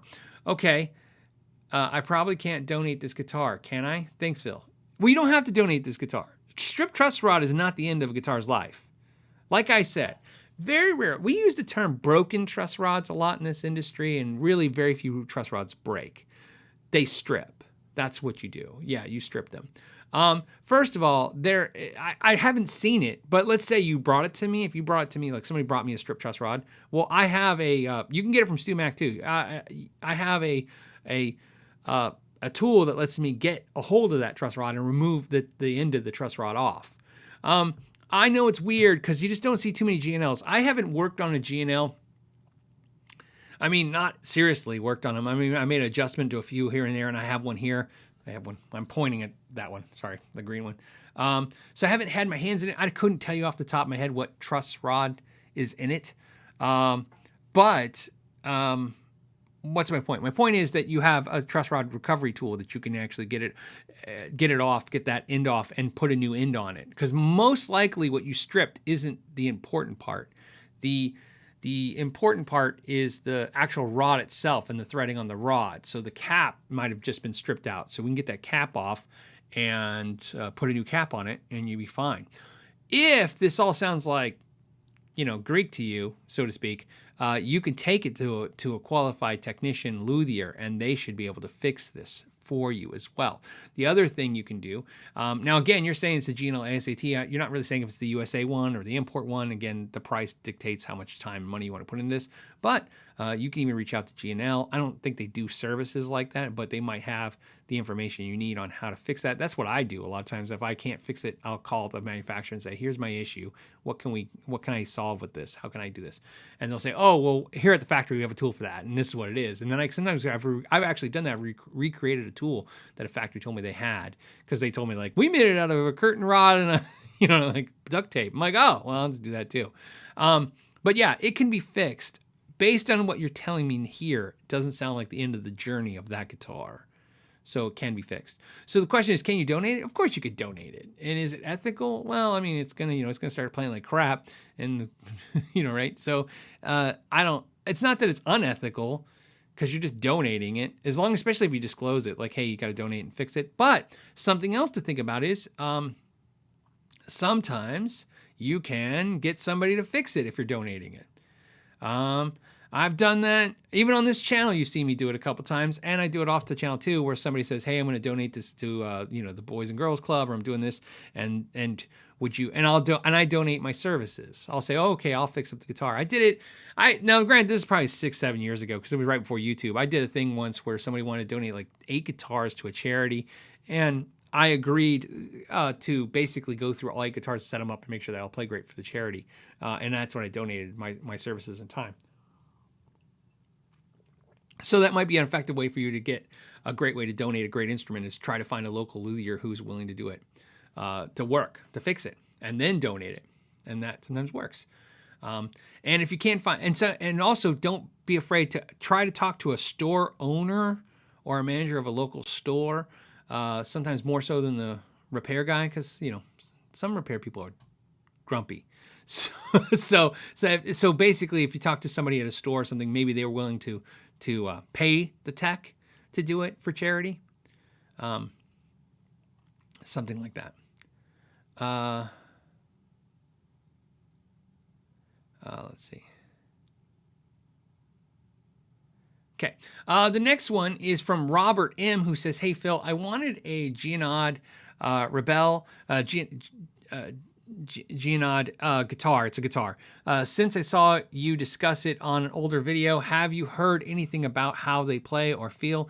It's hard to find anything. Yeah, well, I talked to those guys. I was really excited about that guitar. They had talked to me. I was really impressed with the price points of that guitar. It was really strange interaction with them, because they had some cool, interesting guitars at some more affordable price points. And when I say affordable, relatively speaking, I know this is like the internet hates the word affordable. Every time I'm like, this isn't affordable. I did a video, I'm just going to sidetrack just because it's funny. It always makes me chuckle. So maybe hopefully make you guys chuckle too. I did a video like affordable, affordable custom guitars. And somebody's like, $1,000 is not affordable. I'm like, well, custom guitar is like $5,000. So a $1,000 custom guitar is affordable. In other words, more affordable, I should say. So again, I understand you have to be very more precise with your wording. But they made a really interesting guitars at some really more affordable prices for what that market provides.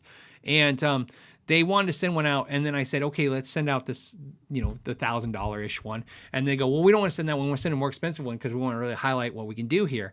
And I said, oh, okay. But I mean, I really want to show the audience that, you guys can, make some guitars that are more affordable for the price.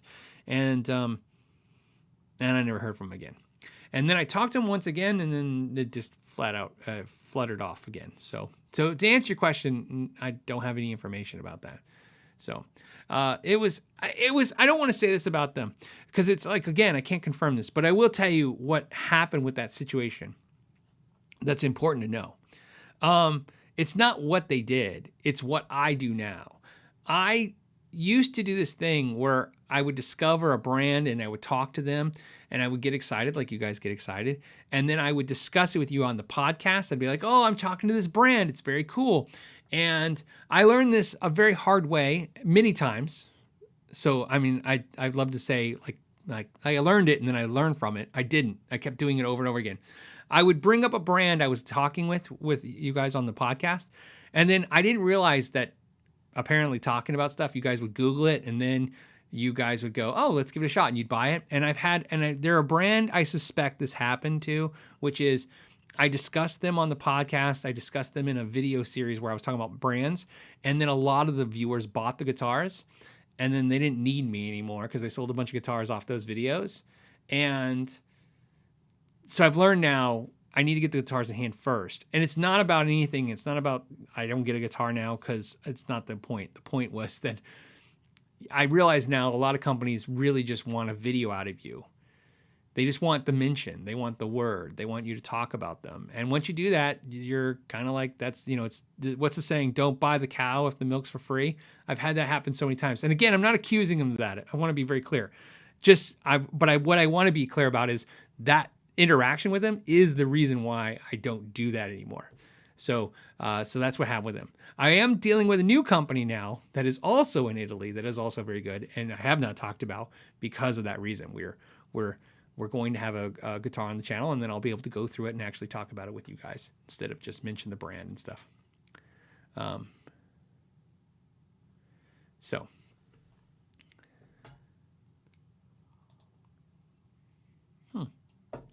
Okay. How are we doing? We're doing good. I'm not old, I'm vintage, says Phil moves the needle with just saying the company's name. See, I'm not old, I'm vintage. This is the thing I'm talking about. I get credit for something that's that I don't deserve credit for. You guys are all just like me. You're addicted. It's not hard to sell drugs to druggies. I know that's I feel actually horrible saying that out loud now because that kind of sounds mean and weird and disconnected. So let me put it this way. It's not hard to sell something somebody wants to somebody. In other words, when we talk about guitars here every week, I don't deserve that much credit. Just because I talked about it and some people bought it doesn't mean because I did that. You guys were looking for a reason to begin with. See what I'm saying? That's the really best way to put it. There are a few of you. There's 1,020 of you watching right now. There is a few of you. How many? I don't know. Let's say, I'm going to say 5%. That's 50. There's 50 of you right now. All you need is a small excuse to buy something. You know, not a good one, just a small excuse to buy something. You're ready to go. You know how I know? I do the same thing. We're all guilty. Not all of us. Some of us are guilty of it. It's everybody has the sickness a little bit. Yeah, Magic Man says I'm a certified addict. Yeah, of course. Again, like I said, there's worse things you can do with your time and money. Bilco06 said Sweetwater actually asked me how I heard about them, and I said Phil McKnight, and that explains why. No, I'm just kidding. I was gonna make a joke about my cease and desist letter. No, I did, however, have some of you guys reach out to me and tell me that you had great success talking to your Sweetwater guys and getting deals. And some of you guys said that you talk to them and they don't get deals. And I've heard both ways, you know. So I wanted to share that with you just to let you know. Literally, it is kind of funny to me what I've been saying about how it's about talking to people. You guys have been communicating very interestingly to me that saying, hey, yeah, I talk to my rep and I get a deal. And the other one says, I talk to my rep and he says no deals. And I'm like, funny, see? And that to me proves what I'm saying. Not that I see, what I'm saying is if you talk to the right people or you talk to them correctly, you will get a deal. I'm not, so just want to run that by. So if you talk to somebody and you didn't get a deal or you didn't get anything taken care of, and I don't mean exactly what you want. Not everybody gets exactly what they want. But if you didn't get anything out of the deal, what I would say is you're either talking to the wrong person or you're talking the wrong way. So think about that and see if there's a way you can kind of make that work for you. Okay,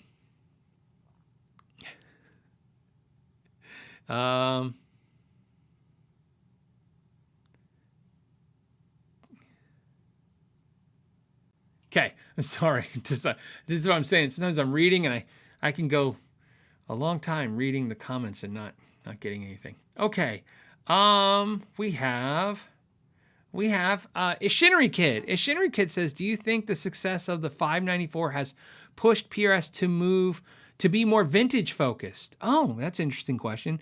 They seem to value better than the older but more progressive models. I really think the 594 is probably one of the best value guitars.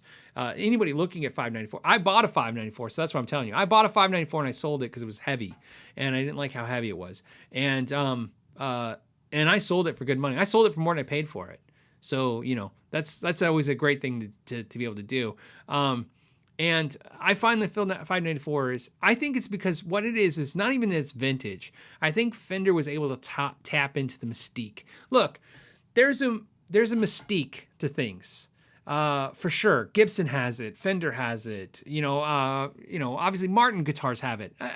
Look, there's quality. There's brand, there's all this stuff, but then there's this mystique, this thing that we don't know why, it is what it is. It's magic. hey, and you hear it all the time, like this guitar has a soul, this guitar has no soul.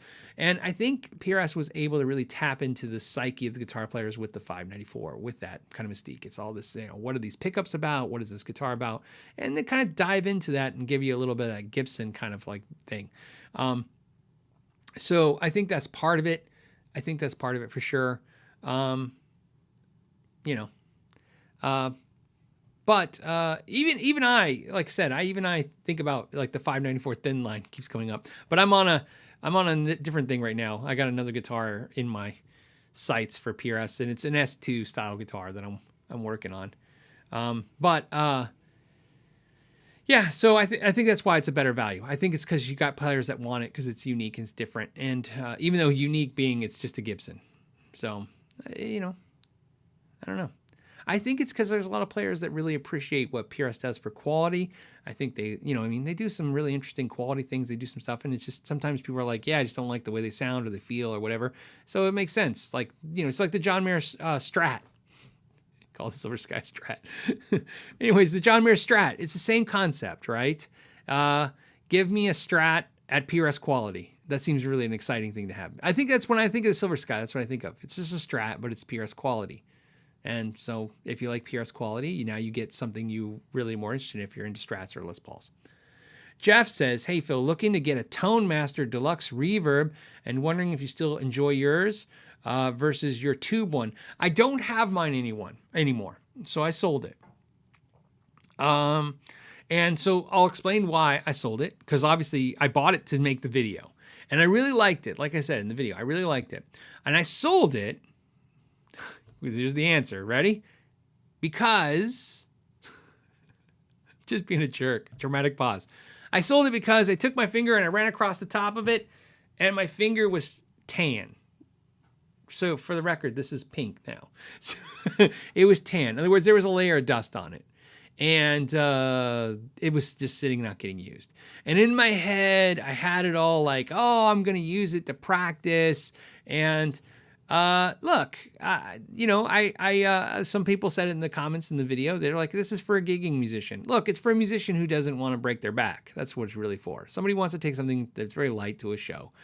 I don't take amps to shows. In fact, during COVID, I haven't played anything. And if I usually do play out, it's usually with my bass. And so I wasn't taking it. And I do have the quote unquote real one, whatever. And I couldn't find a scenario where I played the Tone Master. I thought for sure I would play the Tone Master over the real one for the tube one, I should say, for the attenuator built in. Even though it's a simulated attenuator, it still does what the attenuator does, which is let you drive the amp a little harder. And I didn't find myself doing it. Now, here's what I will tell you. And again, this is where reviews are interesting, because I realized, like in a video like that if you changed my situation, you would change what I say about the amp. For instance, if I didn't have a deluxe reverb and I had the Tone Master, I would be totally fine. I would never, the gear math, right? I would never play the Tone Master and go, man, if I just get the real one, it's better. I wouldn't feel that way. It's probably true, because I feel like it's true. the tube one sounds a little better. But nothing in the Tone Master, when I would play it, made me go, oh, I'm unhappy. It's just not what I want, and I need to go to the real tube one. So if I didn't have a tube one, I would have kept the Tone Master, but I have the tube one. So here's a good example, and I'm not saying because it's better than the deluxe reverb. What I'm saying is, they came out with the super reverb, right? The new one, the super reverb. If I would have bought the super reverb, I don't have a super reverb. If I would have bought the super reverb, I haven't tried it, but I assume it's going to be as good as the deluxe reverb. I have a feeling that I would plug into that and go, wow, this is really good, and I have no reason to get rid of it because I don't have a tube one. Right? But in my world, having two of the same amp, one that was digital and one that was tube, it just didn't seem to make sense. If they keep down this road, I'll tell you where I'm a buyer at. As soon as they make the Bassman 59, as soon as they do that, I'm buying one. I'm going to buy one. I'm not even going to wait. I'm not even going to wait for a deal. The second I hear they announce the Fender Bassman 59 is a Tone Master series, I'm going to buy it. I've owned many Fender Bassmans, and I've regret every single one I got rid of. And usually you get rid of them because they're freaking loud. It's like my Plexi. It just sits. You can't turn it on. It's just stupid loud. You know what I mean? So So that would be my advice. So seriously, honest to God, if you guys are thinking about getting a Tone Master amp, everything I said in that video, I wanted to come at you guys with this kind of like, think about it for a minute kind of attitude for the video, you know. But if you notice, everything I said negative about that amp, just like everything I said positive, really when you end it out in the wash, that was a good amp. My only true negative critique of that amp, for me personally, is it's $1,000. And I think Fender's done exactly what they were set out to do. They've now made the Deluxe Reverb Tube amp $1,500 US. So I think they're doing exactly what they wanted. They're making those amps were expensive, but now they're expensive and the other amps are even more expensive. So my only issue with the Tone Master series is the price. I really believe this, that, you know, I don't ever try to be the person that's really complaining about prices, but I really feel like those prices are just slightly out of skew. They're just slightly too high for what you get. But doesn't mean it's not good. It just means it's slightly expensive for what you get. So there you go, Jeff. And I will tell you this, Jeff, if you get one, take the Tone Master faceplate thing off, because it looks like the Deluxe and it sounds great. It's really cool. Michael says, what's your opinion about the PRS Mark Holcomb SE? I've never tried one. I've probably seen them 1,000 times. I've never picked one up and played one at all. So don't know. That would probably be a good guitar to try out. Unfortunately, I just talked to PRS. See, I started talking before thinking. See, now I'm down a road I didn't want to be on. So I mentioned Sweetwater giveaways. I should also mention that I reached out I didn't reach out. PRS was talking to me about something, and I said, hey, for fourth quarter, I'd like to do some more giveaways for fourth quarter. So we have a PRS SE coming on the channel for a giveaway from PRS, and but it's not the Holcomb. I wish, Michael, I heard you last week. I would have mentioned the Holcomb. I think one I picked is cool, and I think the reason I'm going to do the video is cool. But yeah, the Holcomb would probably be really cool. Maybe they want to do that later with me, a Holcomb, and then we'll do maybe a giveaway or something. I don't know. We have to see. I have a bunch of giveaways planned coming up, so we're going to have to see how this goes. Like I told you guys, I like doing giveaways. They're a lot of work. It's very hard to get people, once they win something, to email you back and take the stuff. And I know every time I do that, somebody out there sighing like, what? But trust me, it is. It's like, oh, and by the way, here's a tip for you guys. If you want to win stuff, don't use your work email addresses, because half the time your work's the way your software or whatever your company set up. Half the time I respond to you guys and tell you guys win, it goes in some kind of spam lockdown thing. And then I spend forever getting a hold of you guys. And then when I get hold of you, they're like, oh yeah, it's because my company blocks you out. So just some advice. Bradley says, I just traded my Epiphone SG for a Schecter C1 Platinum, and I love it. Have a great weekend. It's very important to Bradley let you guys know that. You know what, Bradley? That is hilarious. And good. I think that's a good trade up. You know what I mean? That's a trade up to me, right? Traded the Epiphone SG for the Schecter C1. That's an upgrade in my mind. So Audio Acrylics says, I started watching your channel when you posted a video calling out some horrible painters doing crappy paint job at your house. Oh, at her house, my mom's house. Yes. That's that time. So you know what I'm talking about. So here I was, like, think of this. I didn't take any breaks from the podcast. And again, now that you look back, obviously I made it through and everything made it through, but you see what I'm saying? It was a different vibe. I was very upset. It was very hard to hide my feelings of that whole thing. And so what's funny about that is, in the grand scheme of things, now I'm smarter to know maybe you should take a break for a week or two or something, or a couple of days, right? Just take some time. Or even, so it has nothing to do with the shows. It's the shows being this podcast. Sometimes it's like, why am I not taking the day before the podcast off? So I'm recharged for this podcast or trying to push through it, or the videos that I'm trying to push through. So yeah, but yeah, you're talking about the painter that screwed over my mom. That was a pretty sucky situation. So Tim Huffman says, big fan, Phil, just saying thanks. No reason to thank me, but I appreciate it all the same. I have no idea. Demiva, I love this. D-Y Miva, Demiva says, in my experience, he's like, in my experience, do guitars with factory quality repairs and refinish work sell for more or less if the paint is custom color?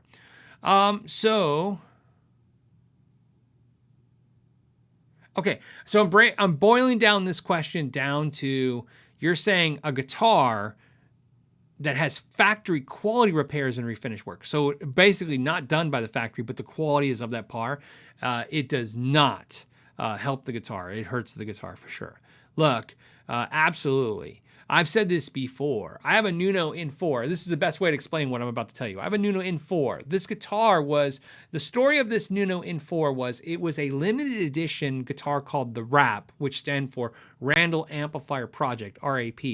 And this one was actually in the president of Washburn's office. I bought it from Washburn directly. And it was because during the recession, things were tough and they were clearing out guitars, and I bought the guitar, and it had a cool paint job. If you can Google it, you'll see the paint job was killer. And the finish started flaking off the guitar. It was about a year or two later. So I was going to sand the guitar down to wood, because if you know the Nuno In4, the Nuno Bittencourt guitar, it's just wood and no finish. Just sand it down to wood. It's an alder body, sand it down to wood. I was going to sand it down to wood, and before I got the sander out, I thought, why don't I have it custom painted? Because if the custom paint doesn't work out the way I want, I can sand it down. So the reason I say that is this. That guitar, I know in your head, you guys are all thinking like, man, that'd be, not all of you, but some of you would go, oh, I'd love to own a swirl Nuno guitar. That's cool. Some people are like, that's gross. But some of you guys are thinking it's cool. But realistically, if I sanded it down to wood, it would be worth more money. So essentially, when people refinish guitars, which I've done like this, and this is where you have to factor this in, because I know some of you guys are going to say something, but you're not thinking of it clearly. This Charvel DK24 that I have custom painted by Paint Huffer with this metallic flake, and it's got my logo and stuff. This guitar is worth less than when it was just, it was black before, it was just black. Now, some of you are going to say no, but that has really to do with the channel and the excitement and the fact that I've talked about Paint Huffer, and you guys see there's a history and a story behind that, but to convey that as if I didn't have all this, not channel, but this ability to interact and have stuff. These guitars become almost celebritized in their own right. That's what YouTube channels, you'll figure out, even small YouTube channels. I mean, really small, like 100 subscribers. And no offense if you have 100 subscribers, but that's a small channel too. But guitars product can be celebritized in the videos. People just seem to know it, and it's exciting. Almost think about this. I could tell you, honest to goodness, I can think of like every channel you can think of. I can think of like the guitar that I think is their guitar, the celebritized guitar. So without that secondary factor of, usually it hurts the guitar in price wise, because everybody, and think about this. Here, a perfect example for me is the strange ads on Reverb and eBay over the years where somebody says, guitar custom set up by John Smith from Smith Emporium, the best luthier in Seattle.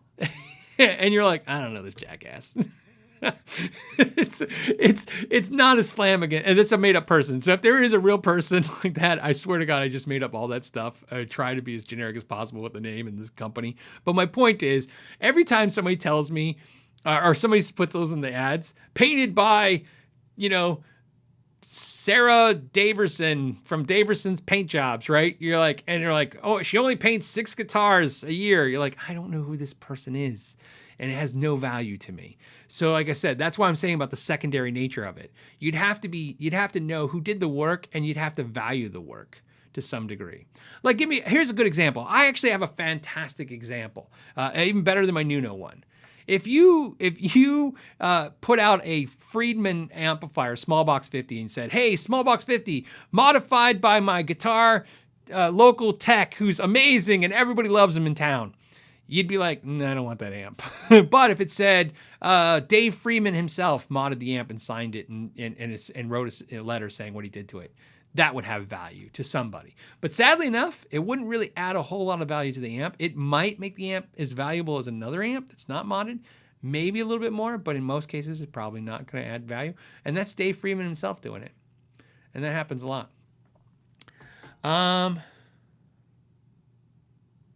We have Thunder Falcon. Thunder Falcon says ESP EII or Jackson made in Japan series. Your thoughts? Which do you think is better quality?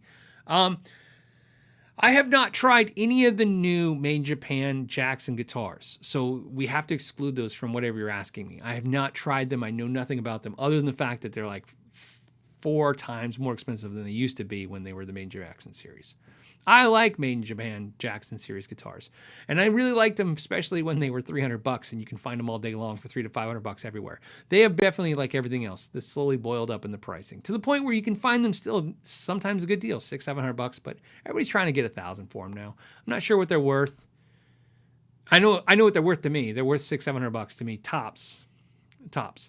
So you know, and they've been coming back down in price as the market's been slowing. But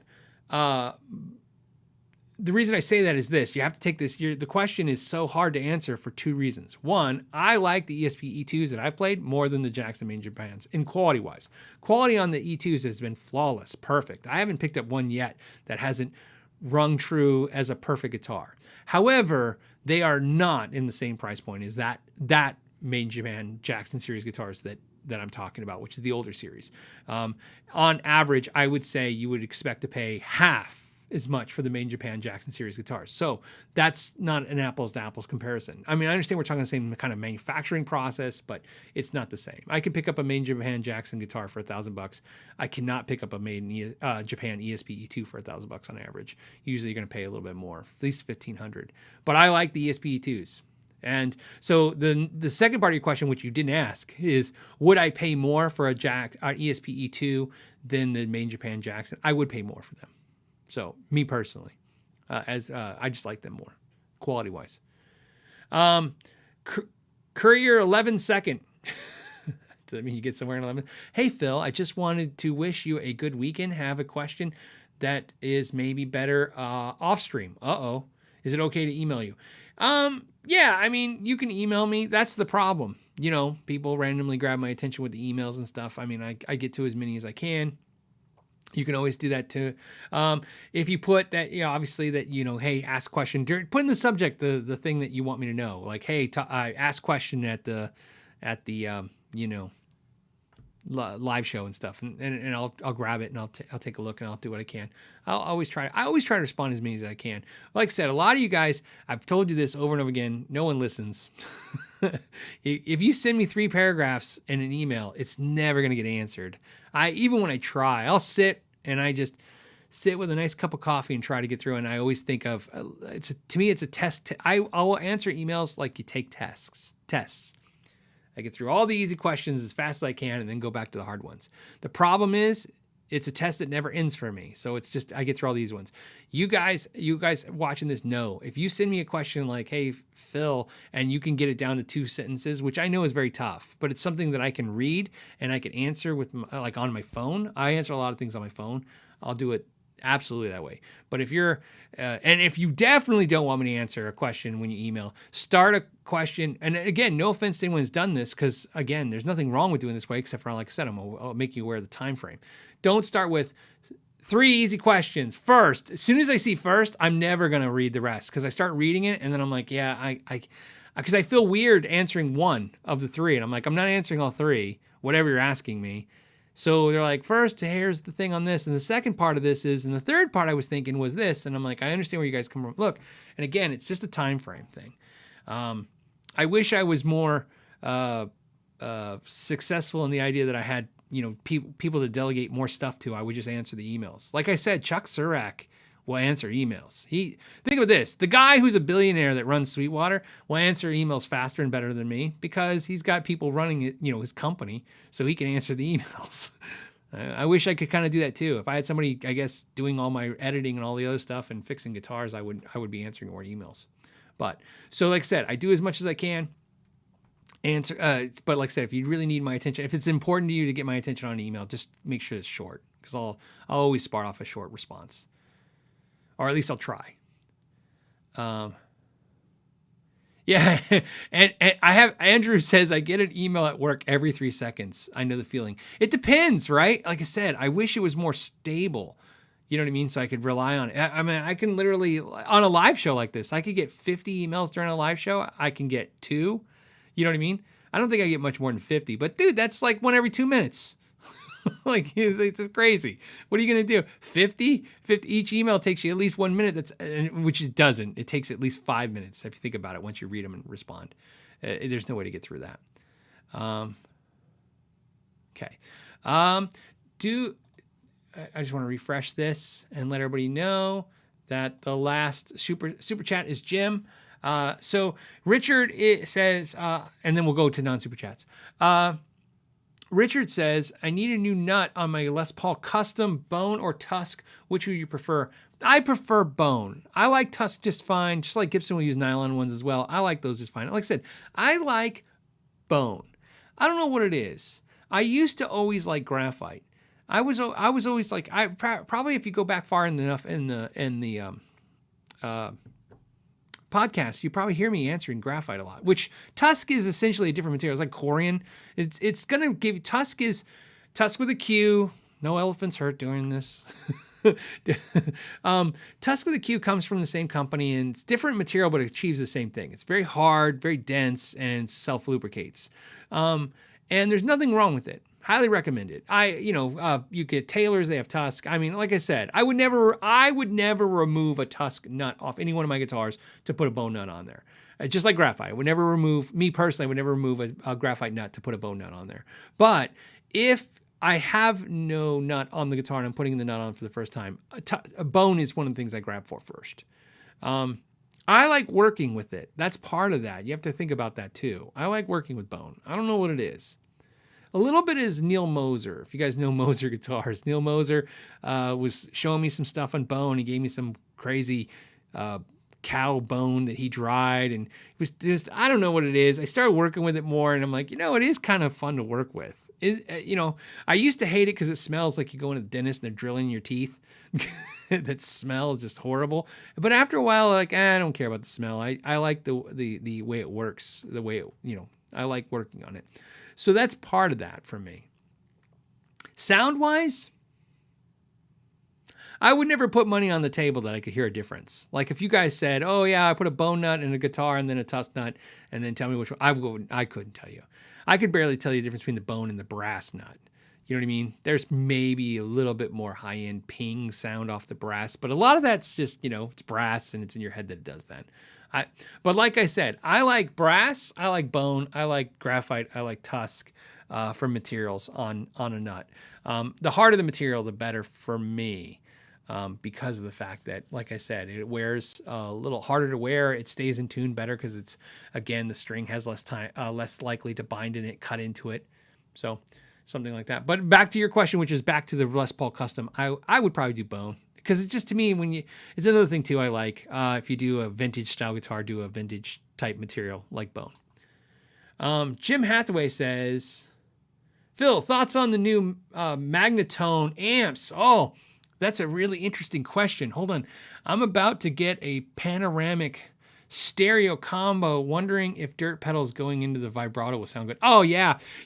Funny thing that happened to me. This is a crazy thing that you asked me, because I would never have a reason to tell you guys this story in every other way. So as you guys know, a few months back, I mentioned I traded a bunch of stuff into Guitar Center, and I got these gift cards at Guitar Center, and it was like hell and back, as you guys know, just to buy an amp at Guitar Center, to spend these gift certificates. The most brutal experience I've ever had trying to get rid of some money, because the stores just didn't have anything in them, and online was out of stock. And of course, they sent me the amp that was a demo model that was missing foot switch and stuff. So here I am trying to get rid of these gift cards. And I said not get rid of, because obviously it's money has value to me, but I'm trying to find something to enjoy with this purchase. So I went to the Guitar Centers. I went to all 5. There's 5 in my city. So one day I made a resolution. I'm going to go to all 5 and spend this gift card. So I drove around. I went to each store, and I got to the one that's in Scottsdale. I'm pretty sure I might have been in the Phoenix one, but I'm pretty sure I was in the Scottsdale one, Scottsdale, Arizona, which is like it's the more expensive part of town, so to speak. And here's why the story's funny. I walk in the store and I'm looking around. I'm like, what do I want to spend these things on? I don't know what I'm going to do. And there was a Magnatone amp. And I'm like, oh, a Magnatone amp. And I plug into it. I walk up. It's just sitting. It's sitting on the floor, right? But it's sitting on the floor. You know how they have the amps on the amp stands? It's sitting on the floor in front of amps, in front of the amp stands.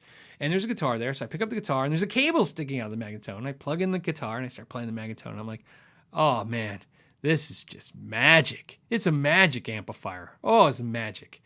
I go, I got to have this amplifier. I go, I'm buying this. So I'm sitting there playing it. But of course, I'm playing it like a couple minutes, maybe 3 to 5 minutes. The employee walks up out of nowhere and he unplugs me. I was like, oh, was I being too loud? I didn't say anything. I was just thinking it like, I don't know, did I do something? Right? He unplugs it and he's like, yeah, this amp's not for sale.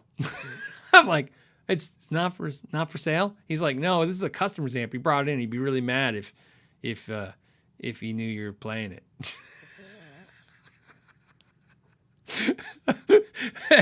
I'm trying to remember what I said. I know I said something sarcastic like, would he be mad if I bought it? That's what I said. Would he be mad if I bought it?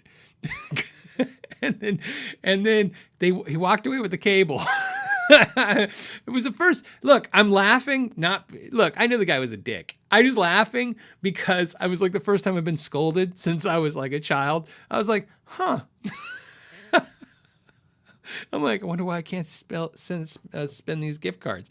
But anyways, here's what's funny about the story. So obviously I was like, obviously this guy, I assumed what happened was a customer brought his own amp in and was trying guitars, I'm sure, and left the amp. But he's not even in the store anymore. So, the customer's not in the store anymore. So it wasn't like, the customer standing there and I'm playing his amp.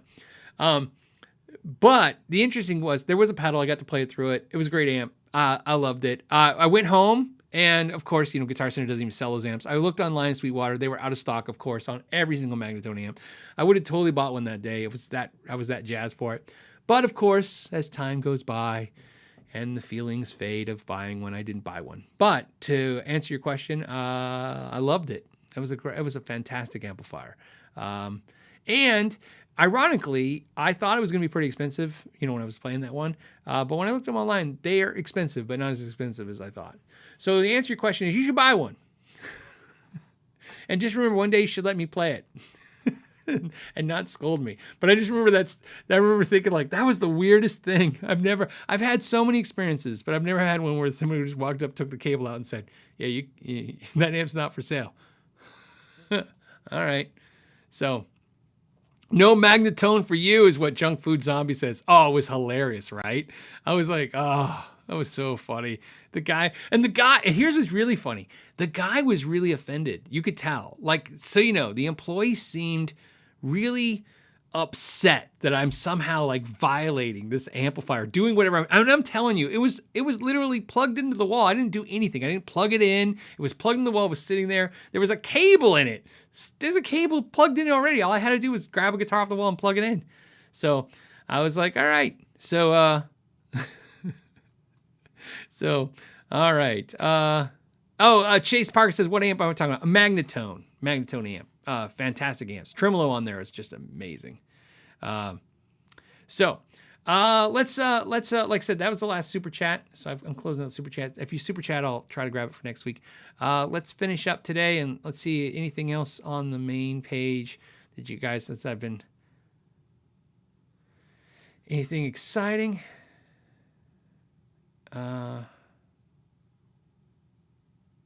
Let's see.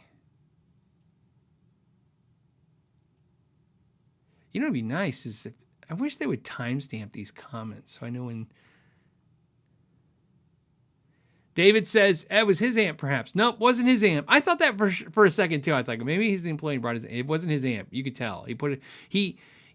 After he unplugged me, he unplugged the wall. You could tell he was setting it aside for the customer to come back. The customer was obviously buying a guitar.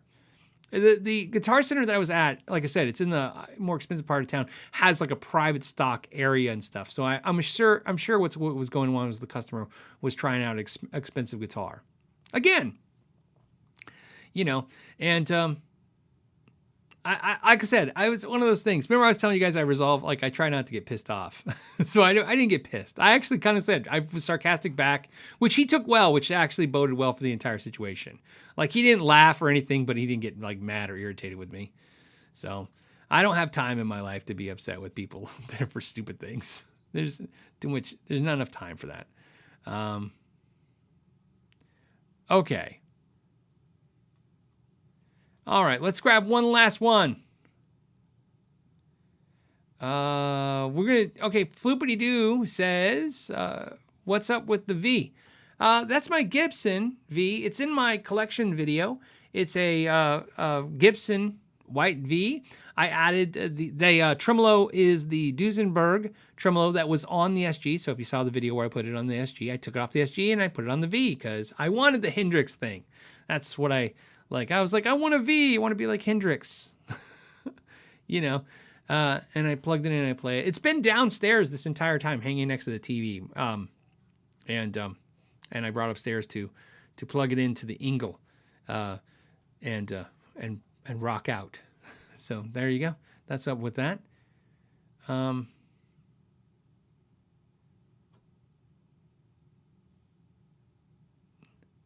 And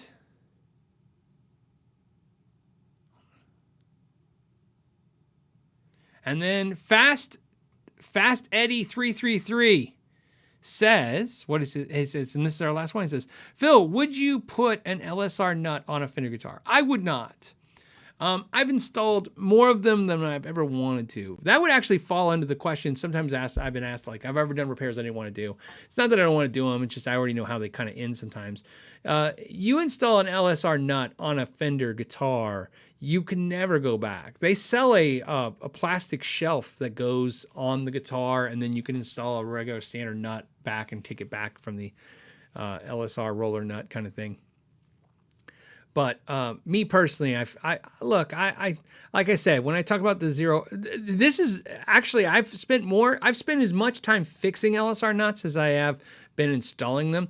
And what I mean by that is the whole point of them is that ball bearings essentially, and there's 2 ball bearings on each side of the string, and the string's riding on the ball bearings, and of course they roll, and like ball bearings like on a ballpoint pen, and obviously eliminating the friction. But what I've seen is that they corrode all the time and they rust a little bit and then they don't move, and then you have binding issues on them. So you probably have to lubricate them, although I've never seen any kind of specific recommendations from Fender to lubricate them. But also what I always remind people is there's a reason why Fender doesn't sell them on their guitars anymore. Fender makes them and sells them aftermarket, of course, because Fender supports most their discontinued guitar type product they can. If they can, I should say. And so that's something they do. They support that. So they still make LSR nuts, but I believe most of the time they make those just so you can fix the ones you already have, because you're always fixing those. So yeah, I wouldn't recommend it. So that's my answer on that. And then I told you guys that in the show, on a little bit of an announcement, kind of a weird thing, since it's always the more diehards hanging out this long. So I made an announcement today, more in depth with the patrons. I'm going to let you know. I've had this idea and strategy in place for a while now, and I've been working very hard on executing on this. And I came up with this idea, and I don't remember what spawned it or what specifically happened that made me want to do this, but I decided what I wanted to do was limited edition runs of products, okay, on the channel. And so what I mean by that is there's certain products, as you guys know, that I really like, whether it be a string swing, as you know, I talk about them, or DiMarzio strap locks. I like them, of course. I like Snark tuners. I use those. There's all kinds of products that I use all the time. And I thought, wouldn't it be cool if we did limited edition runs of certain products? And the idea being, I could talk to a company and say, hey, why don't we make a limited edition product, whether it be a guitar, and not a signature product. That's not what I'm talking about. This is not a Phil McKnight signature or anything. In fact, most time we'll just say know your gear on that, or in most cases, the stuff I have coming out doesn't have no attachment to the channel at all. It's just a color you can't get or anything. And so interestingly enough, when talking to companies, trying to use some of the clout of the channel, in other words, hey, this is what I think we can do, it's worked. So I've secured at this point a half a dozen companies that have agreed, and we've actually executed on this. So in other words, you'll see this soon, to do limited edition runs of certain products. And those limited editions will be sometimes a limited edition color on a guitar. Sometimes it'll be a recreation of a cool guitar. Sometimes a limited edition finish on an amplifier. Sometimes it's going to be a special like accessory item. But the idea being, this is something that normally you wouldn't find, right? So, and the reason I tell you guys this is, remember I've said this so many times on the channel that limited edition things are custom things, that if you make 100 limited edition things, the idea that a year later, 2 years later, no one has it but a few people. So you go, oh, I feel like I have a custom instrument or a custom item. So I thought, wouldn't that be great? And I've kind of created this almost impossible task. And this is why I thought it'd be fun to share with you guys. I'm not exaggerating, an impossible task. Every manufacturer I talked to, I basically given them, and that's why I give them accolades, almost like I said, the impossible mission. I go, here's what I want. I want this product. I want to do this many of them, but in this special finish, this special way. And I don't want any bump in price. I want it to sell for the exact price that it normally does. Because again, I want it to be special. And each one, it's really a balancing act of trying to figure out the right number of these things so that we can get an idea to everybody gets one. Now, of course, so you know, I'm very upfront about this. The patrons will always get priority, and that's not to say that you need to run and go to Patreon to get this stuff. What I'm saying is the patrons get told, of course, first, and they get guaranteed to get one for the most part. But you understand what I'm after here. Obviously, I'm really after everybody gets one. I'm kind of going to let some stuff out of the bag. One of the companies that I talked to, which is Robert Keeley, I told him, look, what I don't want is secondary market issues. In other words, I don't want to make a product and then everybody get one. It's something cool and limited, different. And then next week on Reverb, they're 3 times the price because there was half the people got one that wanted one, and now people are trying to jam up the prices. That's not what I'm after either. So again, and so, you know, there's all kinds of reasons for doing this. Sometimes the products will be sold by me, so that makes it easy. So I've done a deal with a couple companies where I bought them. I mean, I physically bought all of them. So I requested it, built it, designed it, or not built it, but, you know, designed it. And then I bought it all, and then I'll be selling it to you guys on my Reverb store, and I'll be making those announcements. And then sometimes the companies, it made sense for the companies to handle it. So I'll just tell you guys, like, link down below, and you can click and get one. And what I will tell you is, again, try to make it exciting and do that stuff. So I thought I would announce that the 1000 KYG shell pink Keeley Caverns pedals. Yes. So I thought I would just kind of give you guys a brief announcement. What's also cool is this, the plan that I'm hoping to actually, so let me tell you what we got achieved, and then I'll tell you what I'm hoping to do. I'm hoping to do it monthly. That's the dream, to have a product every month, and a product that everyone can afford. So at some point, a $5 thing, a $500 thing, a $2,000 thing, you know, and I know that's crazy what I'm saying, but you understand what I'm saying. Like every, you know, so if you go, hey man, I can't buy a $1,500 guitar, that's crazy. But I go, oh, well, here's a $300 guitar, or here's a $100 amp, and here's a, you know, right? So there's always something for everybody, a pedal, you know, a strap, something that's interesting and cool for everybody. And like I said, sometimes KYG logoed up stuff, and sometimes not even no mention of the channel at all, just because it's unique in some other way. But what I have done, so that's what I'm dreaming of doing is monthly. What I have done is I've secured it to do it quarterly, and it starts next quarter. So you guys will see the announcement very soon on the first product. And then what I will do is, as the product, I'll try to give it, you know, like I said, I'll dish it out as it comes, the information. So I thought I would share. So there you go. And if you guys have any suggestions, you can send me suggestions of stuff. But keep in mind, like I said, it's gotta be, you know, obtainable. But I will give it a shot. So hold on. Oh, a KYG flamethrower. That's a good idea. I didn't think of that. And like I said, this isn't merch. That's not the focus. So it's not about hats and shirts and all that stuff. It's not merch, that limited edition stuff we're talking about. We're talking about actual products. And the idea, like I said, I can't remember the exact idea on this, but where I remember thinking, actually kind of was one of the main reasons, was I was thinking about, wouldn't it be cool if I had, and it was all about me at this point. Wouldn't it be cool if I had this blah, blah, blah in this color? And then I was thinking about having one custom made, and then I thought, well, why don't, instead of having something custom made, why don't I reach out to the manufacturer and see if we do 20 of them or 10 of them or 100 of them? You know what I mean? Can we give them that weapon? The one I'm most excited about hasn't been confirmed yet, which is, it's a more affordable, cool guitar line, and it would be like a limited run of 25 or 50 of them. But again, something that you can't get except for, you know, in a limited run. So yeah, now it seems like all you guys want flamethrowers and toilet paper, apparently. KYG toilet paper. So thought I'd give you guys that teaser to let you guys know that's coming down the pike. and I'll slowly announce all that stuff as it comes. All right. And on that note, I'm going to let you guys go to your weekend. Enjoy the weekend and play guitar. I will see you next Friday, the same time, same channel.